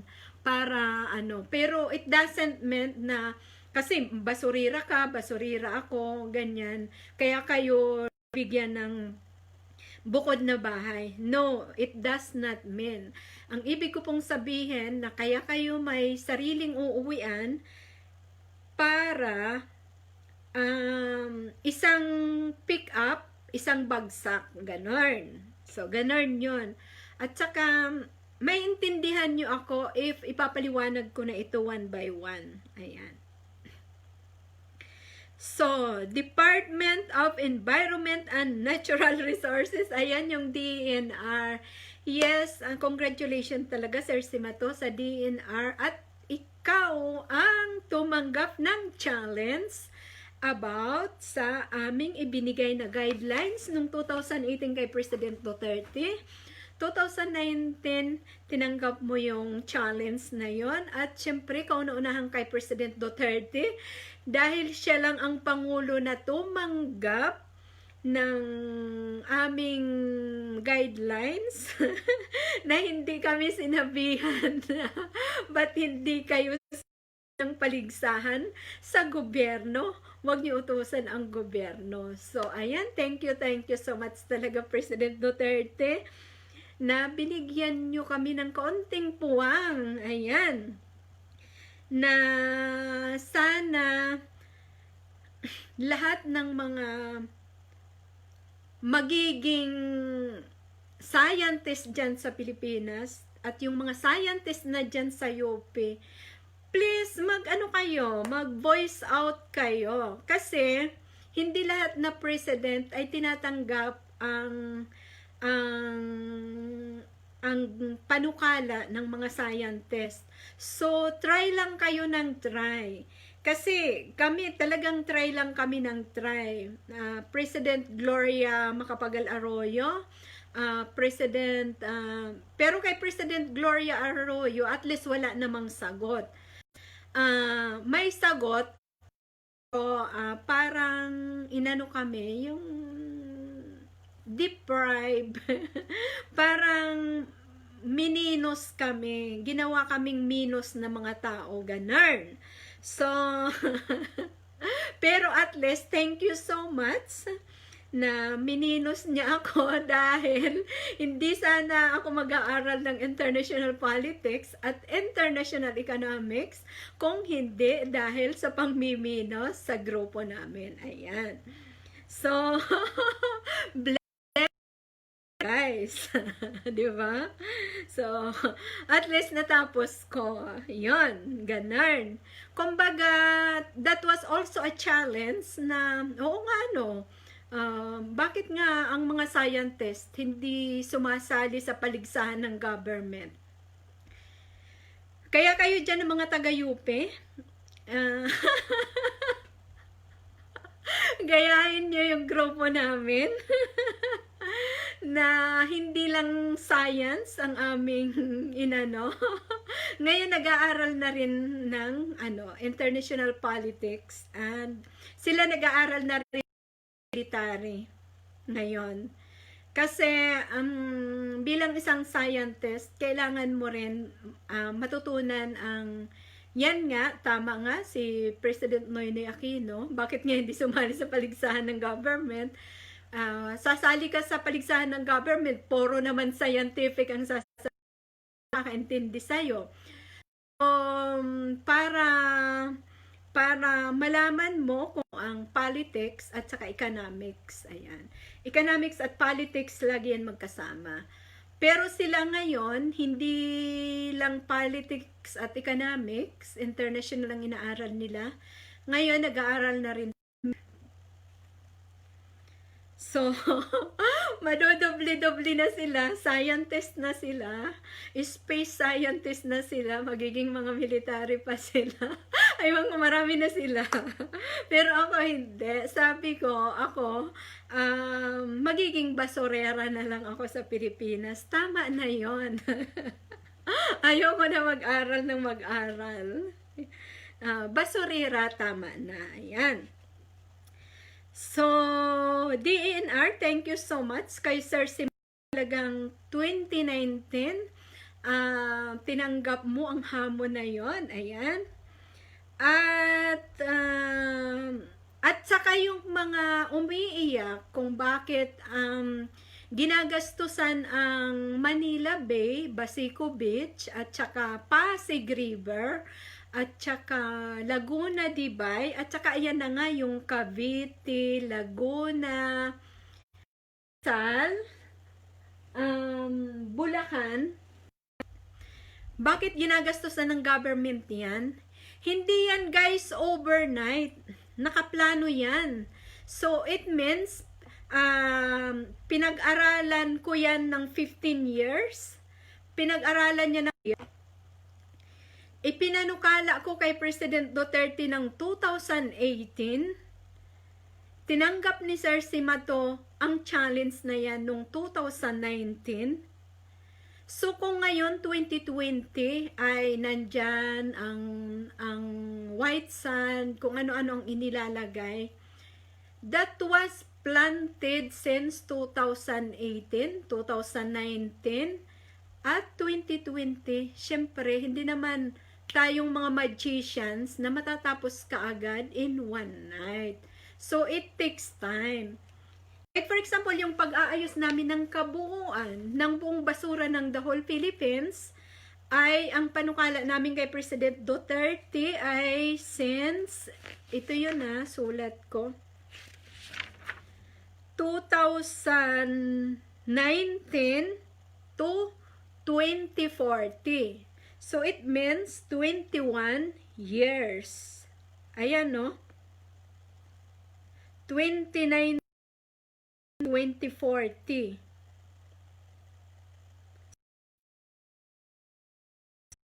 Pero, ang sabi ko lang, 20 years. Diba? Kasi, that time naman, 2018, nag-aaral pa ako. By the way, natapos lang ang mga inaaral ko is 2019. Ayan. Kaya, nung 2020, dapat pa-apply na ako sa Philippines. Ayan, natingga na tayo. So, that's God's will. So, ayan. Pero, thank you so much ng Bunggisius. Ayan. God's will, God's way, God's time. Yun ang kailangan natin.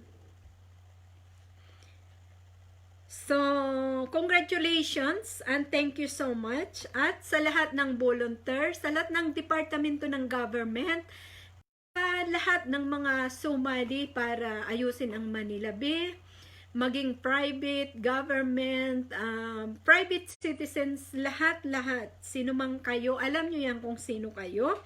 Thank you so much. Kita kayo lahat ni Lord kung ano ang ginawa nyong contribution sa pag-aayos ng Manila Bay. Ayan. Mayors and all government officials. Ayan. It means hindi lang ang president ang aming kausap dito sa pag-ayos ng basura ng the whole Philippines. Kailangan natin mayors, all government officials. Ayan. Mula sa pinakamababa, barangay tanod, barangay tagay, yun, ganon. Kasali kayo sa pag-ayos ng basura sa Pilipinas. Every Filipino people, ayan. So, nandito naman pala kayo, kasali kayo, Diyos. Bawat isang Pilipino, kasali kayo sa pag-aayos ng basura sa buong Pilipinas. Ayan. Ikaw man ay babae, boy, girl, tomboy, bakla, matanda, bata. Kasali kayo. Wala tayo dito tinitingnan So, i-apply natin dito yung tinatawag na gender equality. Ayan. So, MMDA, ayan, kasali ang MMDA at lagi ko nakikita yan. MMDA, DPS, at saka ano pa ba yung lagi kong nakikita? DNR, at sa lahat ng mga volunteers, sa lahat-lahat ng mga tao. Thank you so much. Ayan.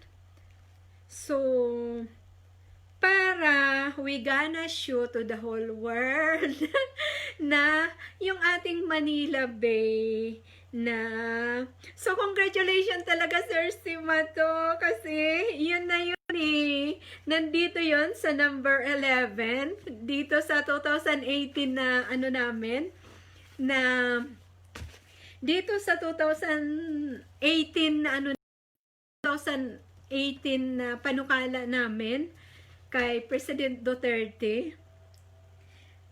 Ito talaga ang last number 11 that we gonna show to the whole world that yung laging sinasabi ng world news that Pasig River is already dead river, Manila Bay is already dead Manila Bay, Basico Beach is already garbage sa Manila Bay. So, we gonna show to the whole world that kaya naman pala natin linisin ang Manila Bay, Basico Beach, Pasig River, at of course, ang kasunod noon ay ang Laguna, diba? Ayan. So, thank you so much sa ating taga-DNR. Salute talaga ako sa inyo. Ayan. At saka, hindi rin ito mauumpisahan, itong panukala namin noong 2018, kung hindi tinanggap ng ating mahal na presidente na si President Rodrigo Roa Duterte. So, sir, I salute you. Thank you so much, Sabadita. Ayan, daghang salamat. Ayan.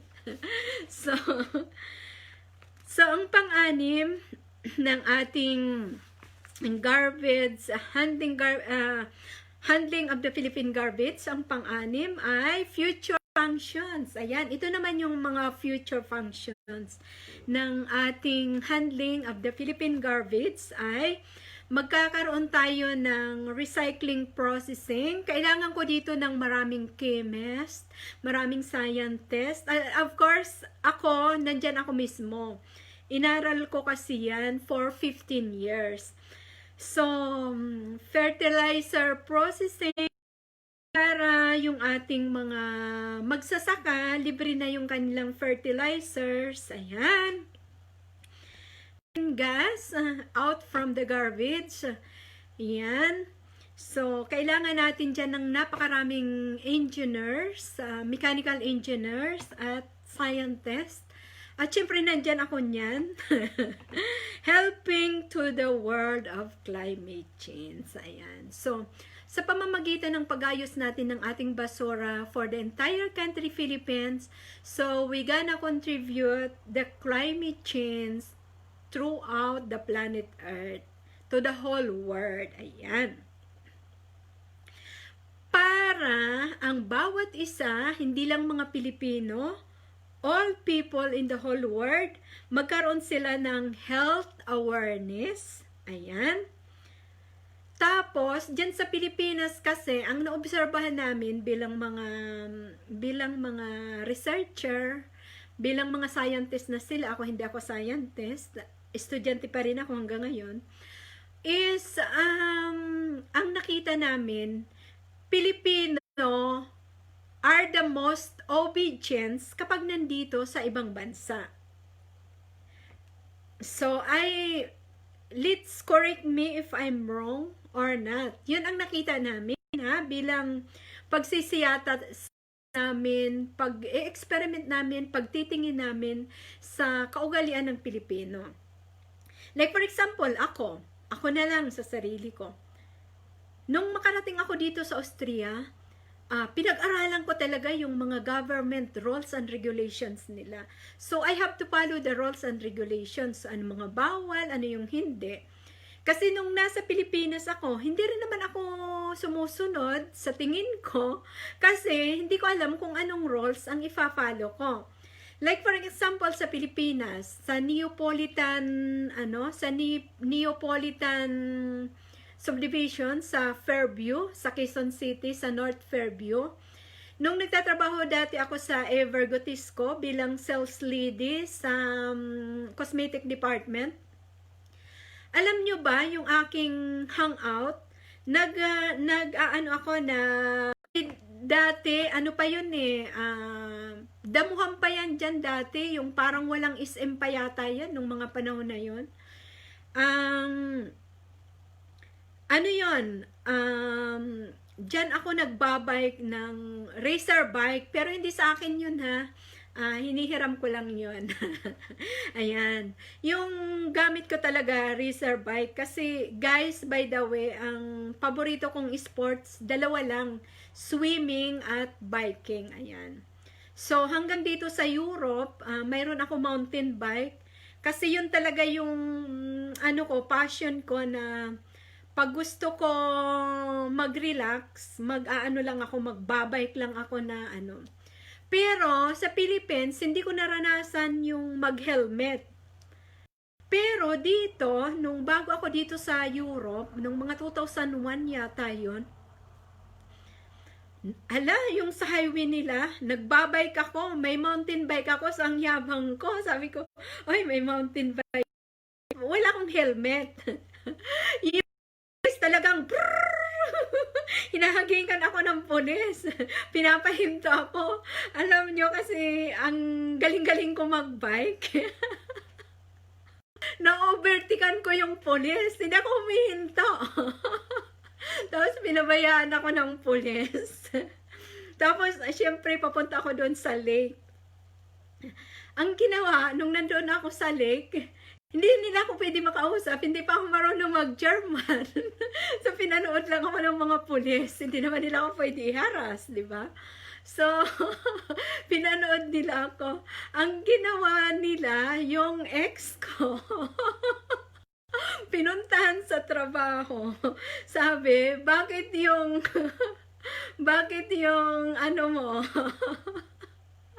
yung girlfriend mo nagbabike walang helmet.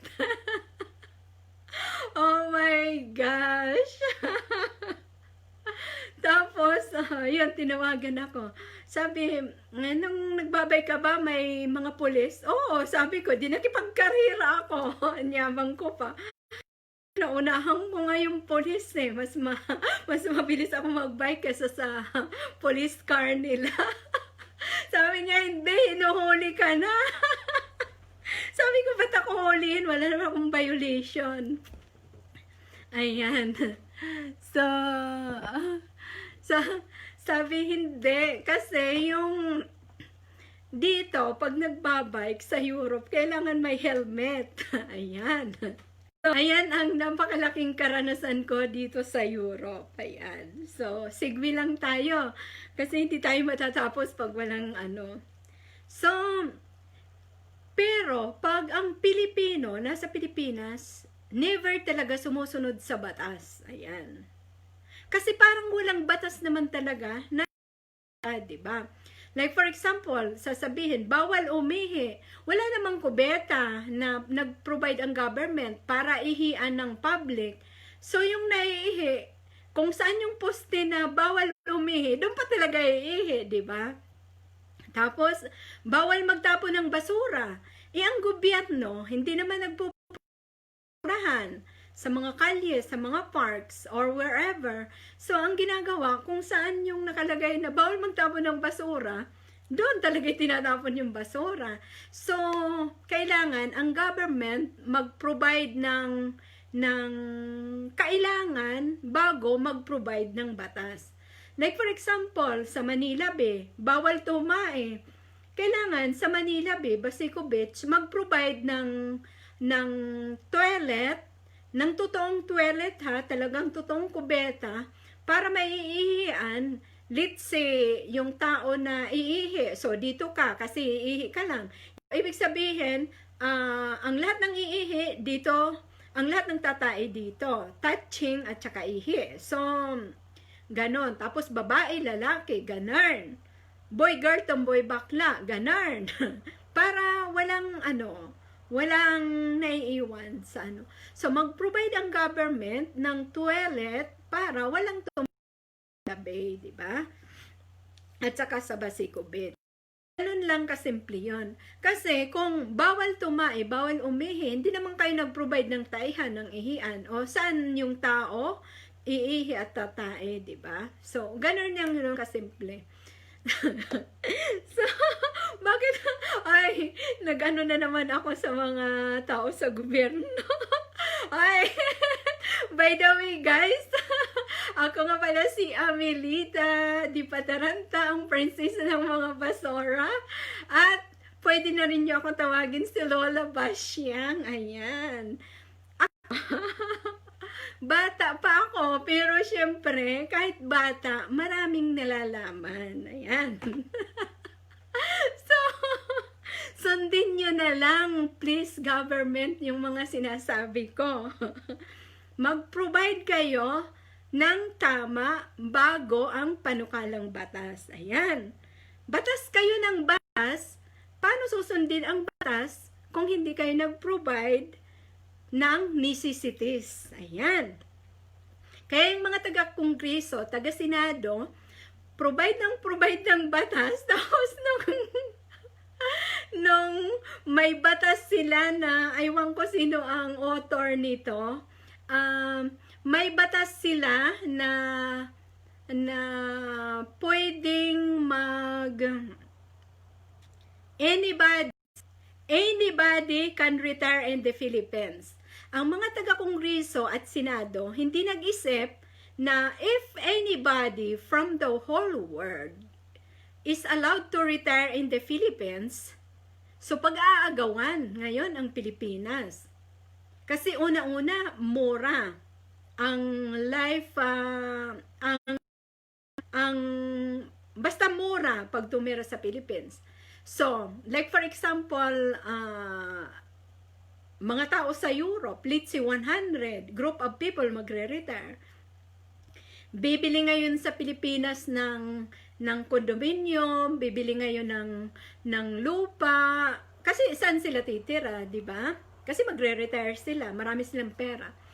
So, ngayon, example lang yung from Europe. But in reality, ganito yan. Ang mga taga-China, ang mga Chinese, kasi umaano na dyan sa Pilipinas, bumaba na ng Chinese. So, dito tayo sa reality sa Chinese. Ang mga bubo na taga-kongreso, taga-senado, na gumawa ng panukalang batas, na nag-approve sa batas na yan, na can retire in the Philippines, can work in the Philippines. O di, mga bugok kayo. Alam nyo kung bakit? Bakit kayo inuulan dyan? Kasi anybody from China pwede bumili ng property.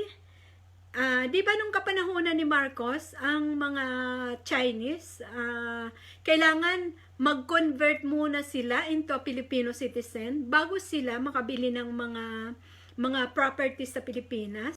Ang mga bubo ng mga taga-kongreso at senado, ano ang gumawa ng mga batas na pwede makabili ang anybody, pwede mag-retire in the Philippines in anybody. Tapos, hindi nila nilagyan ng, kasalanan to ng Kongreso at Senado, kung bakit kayo inuulan ngayon dyan ng Chinese, binabaha ng Chinese, tapos ngayon, sino ang sisisihin nyo? Kayo, mga sarili nyo, ang mga sisihin nyo, kasi kayo, panukala kayo ng panukala ng batas, hindi nyo iniisip in the future kung ano ang magiging consequences. Ayan. So, like for example, itong panukala naming basura, 30 years muna pinag-aralan ng scientist. 15 years ko ngayon siya inaaral. So, it means, mayroon dito mga consequences. Pag ipapatupad ko talaga itong about handling garbage in the Philippines, marami ako ditong hahagupitin. Una-una, mga illegal mining companies, sa akin. Pangalawa, mga illegal loggers, magagalit sa akin because they have to stop. Kasi nakalagay yan dito sa aking panukalang batas. Kasi I don't want to start handling garbage in the Philippines na hindi ito aaproban ng Kongreso at Senado. So, marami ako dito kakalabanin. Like for example, out from garbage, makaka-produce ng electrification. So, ang Meralco magagalit sa akin because come from garbage, magiging electrification siya. So, makakapag-electrification na the whole Philippines from the garbage na wala namang puhunan. So, mura ang kuryente. So, ano kakatayin ako ng taga Meralco? So, may mga consequences. May pros and cons. So, kaya dito, sinasabi ng mga scientist, Amelita, mag-asawa ka ng sharpshooter. Sabi, para at least yung asawa ko lagi nasa likod ko. Talagang sharpshooter talaga. Marami ako dito magiging kalaban. Kakalabanin ko mga mining companies, mga illegal loggings, mga taga-Meralco, mawawalan sila ng income, di ba? Kasi ang mahal-mahal ng Meralco. Tapos, mag-pro-produce at the same time ng Wi-Fi, internet connections. So, magagalit na naman sa akin itong mga taga-Globe, mga taga-Smart. So, ang dami-dami talagang magagalit sa akin. So, yan talaga.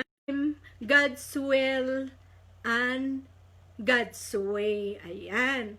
Basta naman, ang ginagawa ko lang tama para sa bansa kong Pilipinas. Wala akong sinasagasaan, wala akong inaapakan, kino-correct ko lang yung kanilang mga mali. Nasa kanila na yun kung magagalit sila sa akin, di ba? So, yun lang naman ang katuyuran ko sa mga scientist. Kaya nga yung mga scientist ngayon, nag-aaral sila maging military para bilang mga scientist, kaya rin nila i-defense yung kanilang mga sarili. So, sabi ko, kung mag-aaral pa ako na maging military, di papasok na naman ako sa military. So, sabi ko, hindi na. Si Lord na lang ang bahala sa akin. Anyway, sabi naman ng Bible, wag ka lang tong mga tanga, di ba? Alam mo nang nandyan yung kalaban mo sa harapan mo, itong mga tanga ka pa dyan. Pag alam na nandyan ang kalaban mo, unahan mo na, di ba? So, yan lang, ganun lang kasimple. Kaya, so, guys, joke lang yun. Diba? Ganun lang yung kasimple na, kung alam mo naman na tama ang ginagawa mo sa mata ng Diyos, sa mata ng bansang buong Pilipinas, gusto mo lang ayusin ang buong bansa, ay siguro naman yung mga panangkaw na it's time to stop. Ang dami na nilang nanakaw na pera sa taong bayan ng buong Pilipinas actually, di ba? So it's time to stop. Ganun lang yung kasimple. Ala, so, ayan. Bakit ba tayo lagi, So, ganyan lang talaga kasimple. Kaya, pasalamat talaga ako kay President Noynoy Aquino na sabi niya, bakit hindi kayo sumali sa paligsahan ng politika kaysa naman utusan nyo ang gobyerno. So, nung nag-aral ako ng international politics at saka international economics, iba pala yung pag nasa politika ka at saka iba pala yung scientist ka. Yung malaki ang pagkakaiba. Kasi yung scientist, lagi nagsasabi ng totoo, yung politicians, laging balingbeng. Yung politicians, nakangiti kahit hindi totoo. Parang ganun. So, doon ko napagtanto na hindi pala dapat na mag-focus ka na scientist ka lang into science. Kailangan, kasi doon mo malalaman ang takbo ng buong mundo kung ano, na sa politics, ngayon, kausap mo siya, okay siyang kausap, pagtalikod niya, babariling ka na pala. Or ipapapat ng kausap mo. Ganon ang kasindi ang politics. Ang scientist, pag nagsabi sila, Amelita, ganito ang resulta, ganito ang result, you cannot change that anymore. Pero, ang politicians, ngayon magkakamayan, sasabihin na, I gonna support you, Mr. President. Tapos pagtalikod mo, psheng, ganon katindi. So, very different ang scientist at ang politicians. So, thank you so much, President Noynoy Aquino, that at least nalaman ko kung ano ang essence ng scientist at ano ang essence ng politicians. Ayan. So, ganon lang katindi. Kasi hindi hindi ko sana aaralin yon kung hindi. Talagang binigyan, ano kasi, parang ang dating sa amin oo nga no, kaya natin. Kasi, hindi ka pwede magpatakbo ng bansa, guys, kung hindi ka magaling sa economics, sa politics, criminology, criminality, kailangan yan lahat. Kailangan criminal ka. No, joke lang. Kailangan marunong ka kung ano ang basics about criminology. And then, kailangan marunong ka ng international politics. Kailangan marunong ka sa international economics. Pag lahat ng yan marunong ka, kaya mo patakbuhin ang buong bansa at magiging first world ang iyong bansa. Ganun lang yung kasimple. So, ayan. Kasi, ang politicians, lahat balimbing, mga ano sila, ang tawag nito, mga mapagkunyari. Ayan. Hindi katulad sa scientist, based on science, based on experiment, based on result, you cannot change anymore. Like for example, yung sharing ni Cayetano at saka ni Velasco. Diba, lahat sila gentleman. Gentleman si President, bakit President Marcos? Si President Duterte, gentleman. Si Cayetano, gentleman. Si Velasco, gentleman. Hindi na nila isinangguni sa taong bayan, sa Kongreso, sa Senado o kanino man. Tatlo silang nagsanggunian. So, nagpirmahan sa harap ng presidente. Tapos dumating yung time, ayaw na ni Cayetano bumaba, di ba? So, ganon kasama ang politics. Ganon, hindi sila totoong mga gentlemen.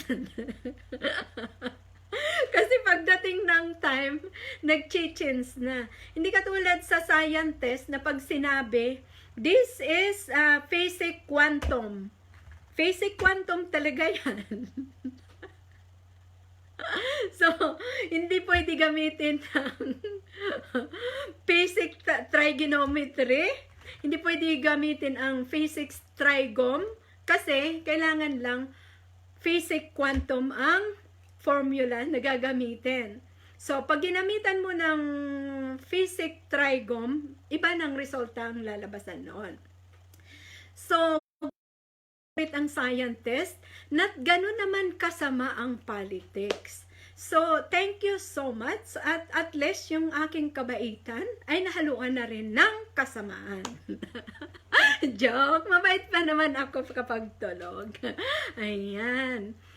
So, guys, ayan. Ano na ba yun? Kaya pala sumigbi ako kasi dito sa law obedience. guys, sa pag-aayos ko, by the way, sa pag-aayos ko ng basura sa Pilipinas, in the future, kailangan mag-functions ang law of vigilance. Kasi, pag hindi tayo sumusunod sa batas, like for example, naayos na natin ang Manila Bay, wala na ngayon mga basura, syempre kailangan dyan may maintenance.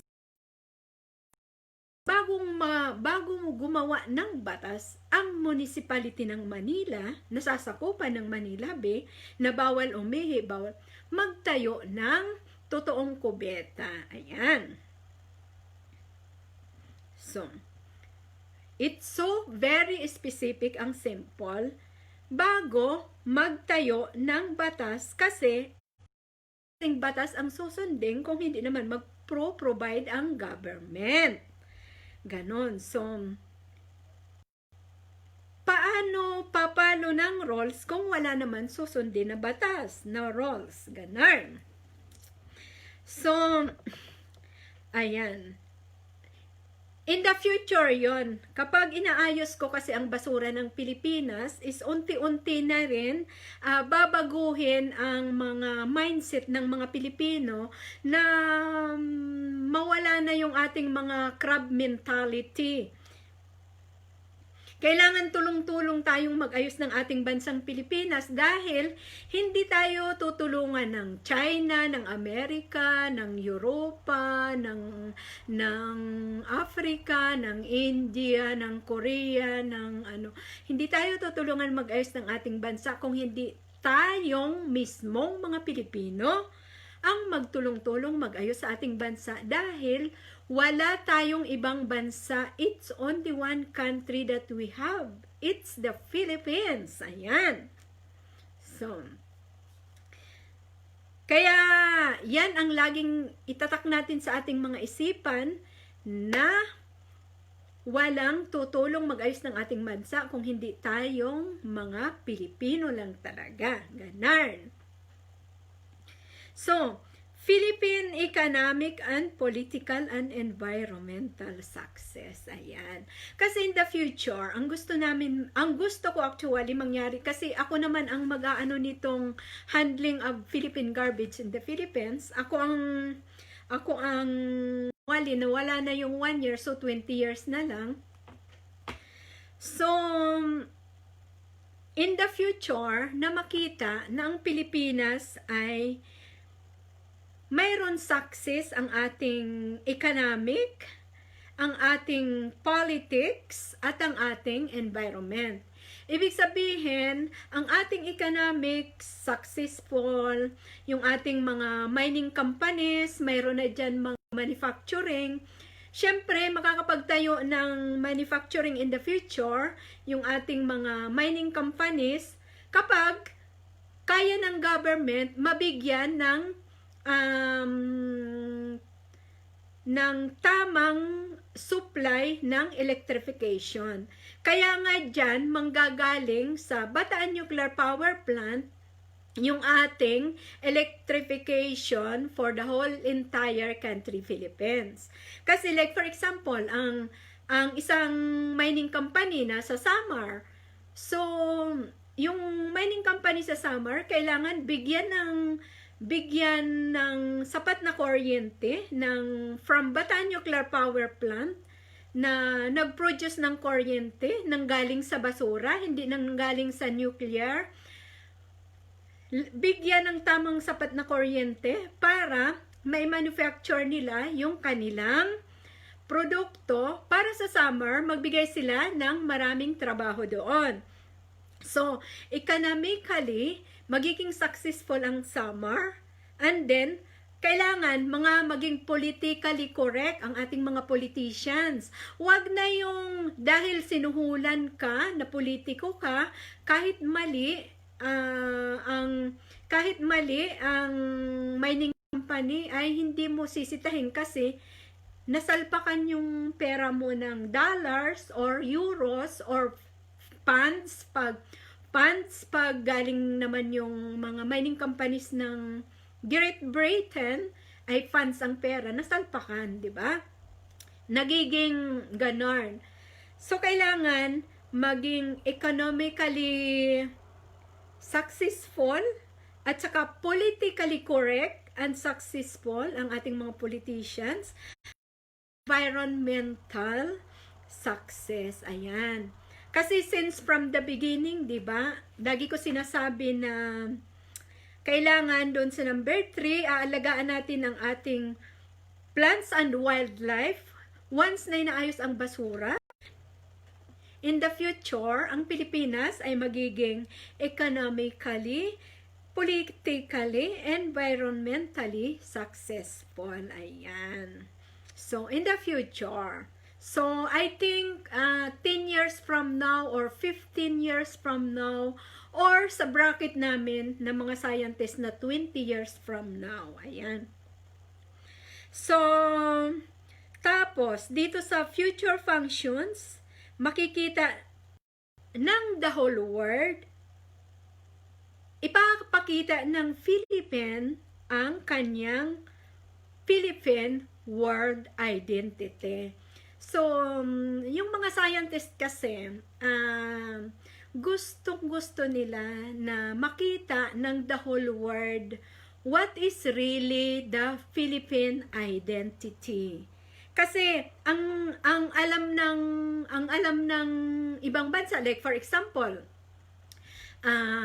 yung mga fake news, sisiraan ng mga fake news diyan sa Pilipinas si President Duterte, ng mga fake news na mga newscaster. 'Di ba yung mga newscaster international dito 'yan sa ibang bansa?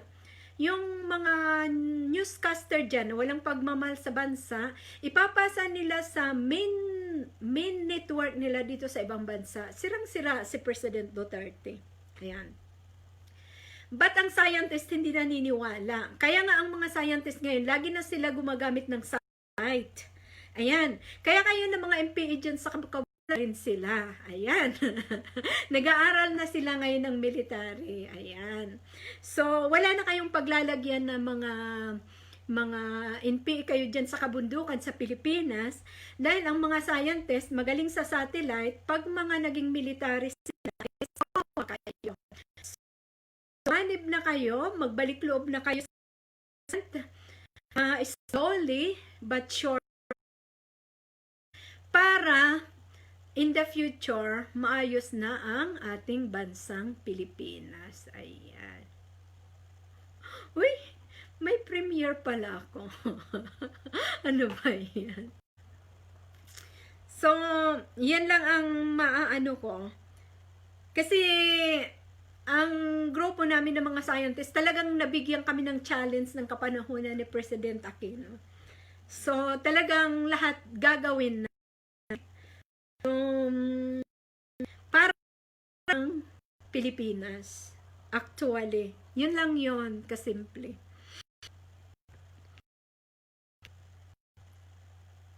Na hindi lagi yung ang Philippine identity ay based on America, ang Philippine identity is based on, ano nga yun? Based on Japan, based on China, based on Spain, Spanish. Ang mga scientists, gusto nila na magkaroon ng Philippine world identity as Philippines. Ayan. Filipino mentality, Pilipino na nagpapahalaga sa kanyang kapaligiran, Pilipino na nagpapahalaga sa kanyang nagmamahal sa kanyang bansa. Yes, hello. Thank you so much. Na Pilipino na open-minded, ha? Kasi ang dami-daming mga close-minded. Ayan. Na Pilipino na pwedeng maging lantotay, na katulad ko. Pilipino na pwedeng beautiful girl, katulad ko. Pilipino na pwedeng maging basurera, na katulad ko. Ayan. So, guys, ayan. Yan ang gusto mangyari ng mga scientists in the future. Philippine world identity. Ayan. Na kailangan ang ating bansang Pilipinas, ito, mayroon ito mga consequences. Kasi ang gusto talaga ng grupo naming mga scientists na ang basic needs and necessities for our country, Philippines, ay hawak siya ng government. Ito yung tinatawag na water system, kailangan hawak yan ng government. Electrification system, ayan. Kaya nga yung basura, handling of garbage in the Philippines, ayaw ko na magkakapartner ako dyan ng mga private companies na talagang paghihirapan ko yan. Kahit tumagal siya, kahit yung mga squatters, mga taga-squatter area ang kapartner ko dyan, kahit magturo pa ako, basta walang private companies na magiging kapartner ako. Kung kinakailangan ko magturo ng science sa UP, magtuturo ako ng libre para makapag-produce tayo ng mga new generation scientists. Kung kinakailangan ko magturo ng elementary school, libre, magtuturo ako para magkaroon tayo ng future scientist. Kasi pag nawala na yung grupo namin, pag nawala na kami, paano na yung future generations? Ayan. Katulad sila, 30 years sila bilang mga scientist, nag-aaral, hanggang ngayon nag-aaral pa rin. Ako 15 years.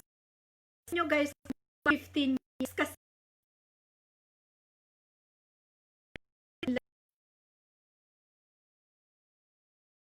aral. By the way guys, ay talagang nakakasira ng future mo. Ayan. So, nung nainlababo ako, syempre, nag-focus sa love life, nag-focus, ganyan, nag-anak, nag-ganarn, ayan. Nagka-family. So, nung nasira ang aking love life, sabi ko, ano na kayang gagawin ko, Lord? So, nag-decide ako na continue na maging scientist. Ayan. So, kahit nasira ang love life ko, hindi ako na-depress kasi ang sabi ko, this is really God's will na ayaw niya ako doon sa love life. Gusto niya ako doon sa scientist kasi pag doon, in the future, ang vision namin, vision for the future ay to make the Philippines first world country. So, I think kung hindi nasira ang love life ko, maganda ang buhay ko, masaya ako sa pamilya ko, pero ako lang yon. But, dito sa God's will, na gusto niya akong the whole Philippines marriage, kung kinakailangan maging model ang Philippines for the entire planet Earth, sana, in the future. So, dito yata ako ibibigay ni Lord. So, kaya, yan. Sigwi lang yon. So, kaya, guys, yun talaga ang katotohanan. God's will, God's way, and God's time. In God's timing talaga. Kasi alam niyo kung bakit yung sinabi God's time?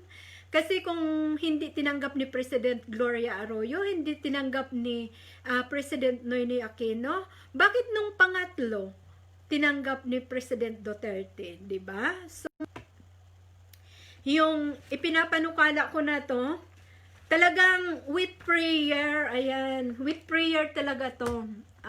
Ang ginagawa ko nito, ayan, with Bible, ayan, yung Bible ko, may picture yan.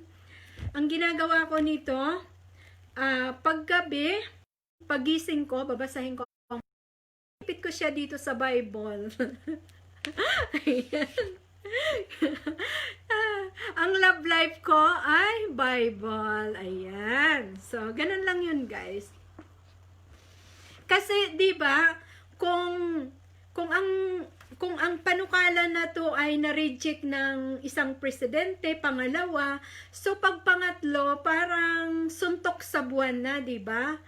So, kailangan, sabi ko, kanino ba talaga ako kakapit? Hindi naman pwede na kumapit ako sa sarili kong kaalaman. Hindi naman pwede na magyabang ako na President Duterte, scientist kami, scientist ako, mayabang ako, ganun. Hindi naman pwede, di ba? So, lagi ako dasal, sabi ko, Lord, hipuin mo naman po si President Duterte. Talagang, ang lagi kong hipuin mo naman po yung kanyang puso, yung kanyang isip, na tanggapin yung panukalang guidelines sa kanya. 'Di ba? Kasi 2 times ka nang nabigo parang love life lang, 'di ba? Ako nga, 'di ba? Nabigo ako ng love life ko. Natatakot na tuloy ako ma-in love ngayon kasi sabi ko, naku, baka mabigo na naman. Ang tagal kaya bago maghilom ang love life ko, parang inabot ako ng 3 years yata, 1 year, nag-iiyak ako sa love life. So, pagdating ng 3 years, sabi ko, wala na. So, wala na sakit sa puso, wala na sakit sa isip, move on na. After 3 years. Pero 1 year, syempre, ang daming luha. Kung inipon ko sa drum, siguro, baka hindi kayanin ng buong mundo. Joke. Ganon. So, kaya ang nangyari, parang sabi ko, yung nilagyan ko siya ng picture ko, tapos lagi ko sinasabi, Lord, bigyan mo ako ng tamang tao para sa akin, yung tatanggapin ako kung sino ako, at tatanggapin ko siya kung sino siya. Ganon. Maging sino ka man, ganon. Yung kung loko-loko, tatanggapin ko pa rin siya, basta bigay siya ni Lord. Kung landitsa man ako, landitsa, kung malantutay ako, tatanggapin niya rin, 'di ba? So, parang ganun lang. Sumigwi tayo. Parang yung pangatlo, ang ginawa ng mga scientist, hindi na sila pumirma. Kaya guys, makikita nyo ako na lang mag-isa talagang pumirma. Ayan, perma ko na lang ang makikita dyan. Kasi, sabi ng mga scientist, Amelita, parang nagsasayang lang tayo ng oras, nagsasayang lang tayo ng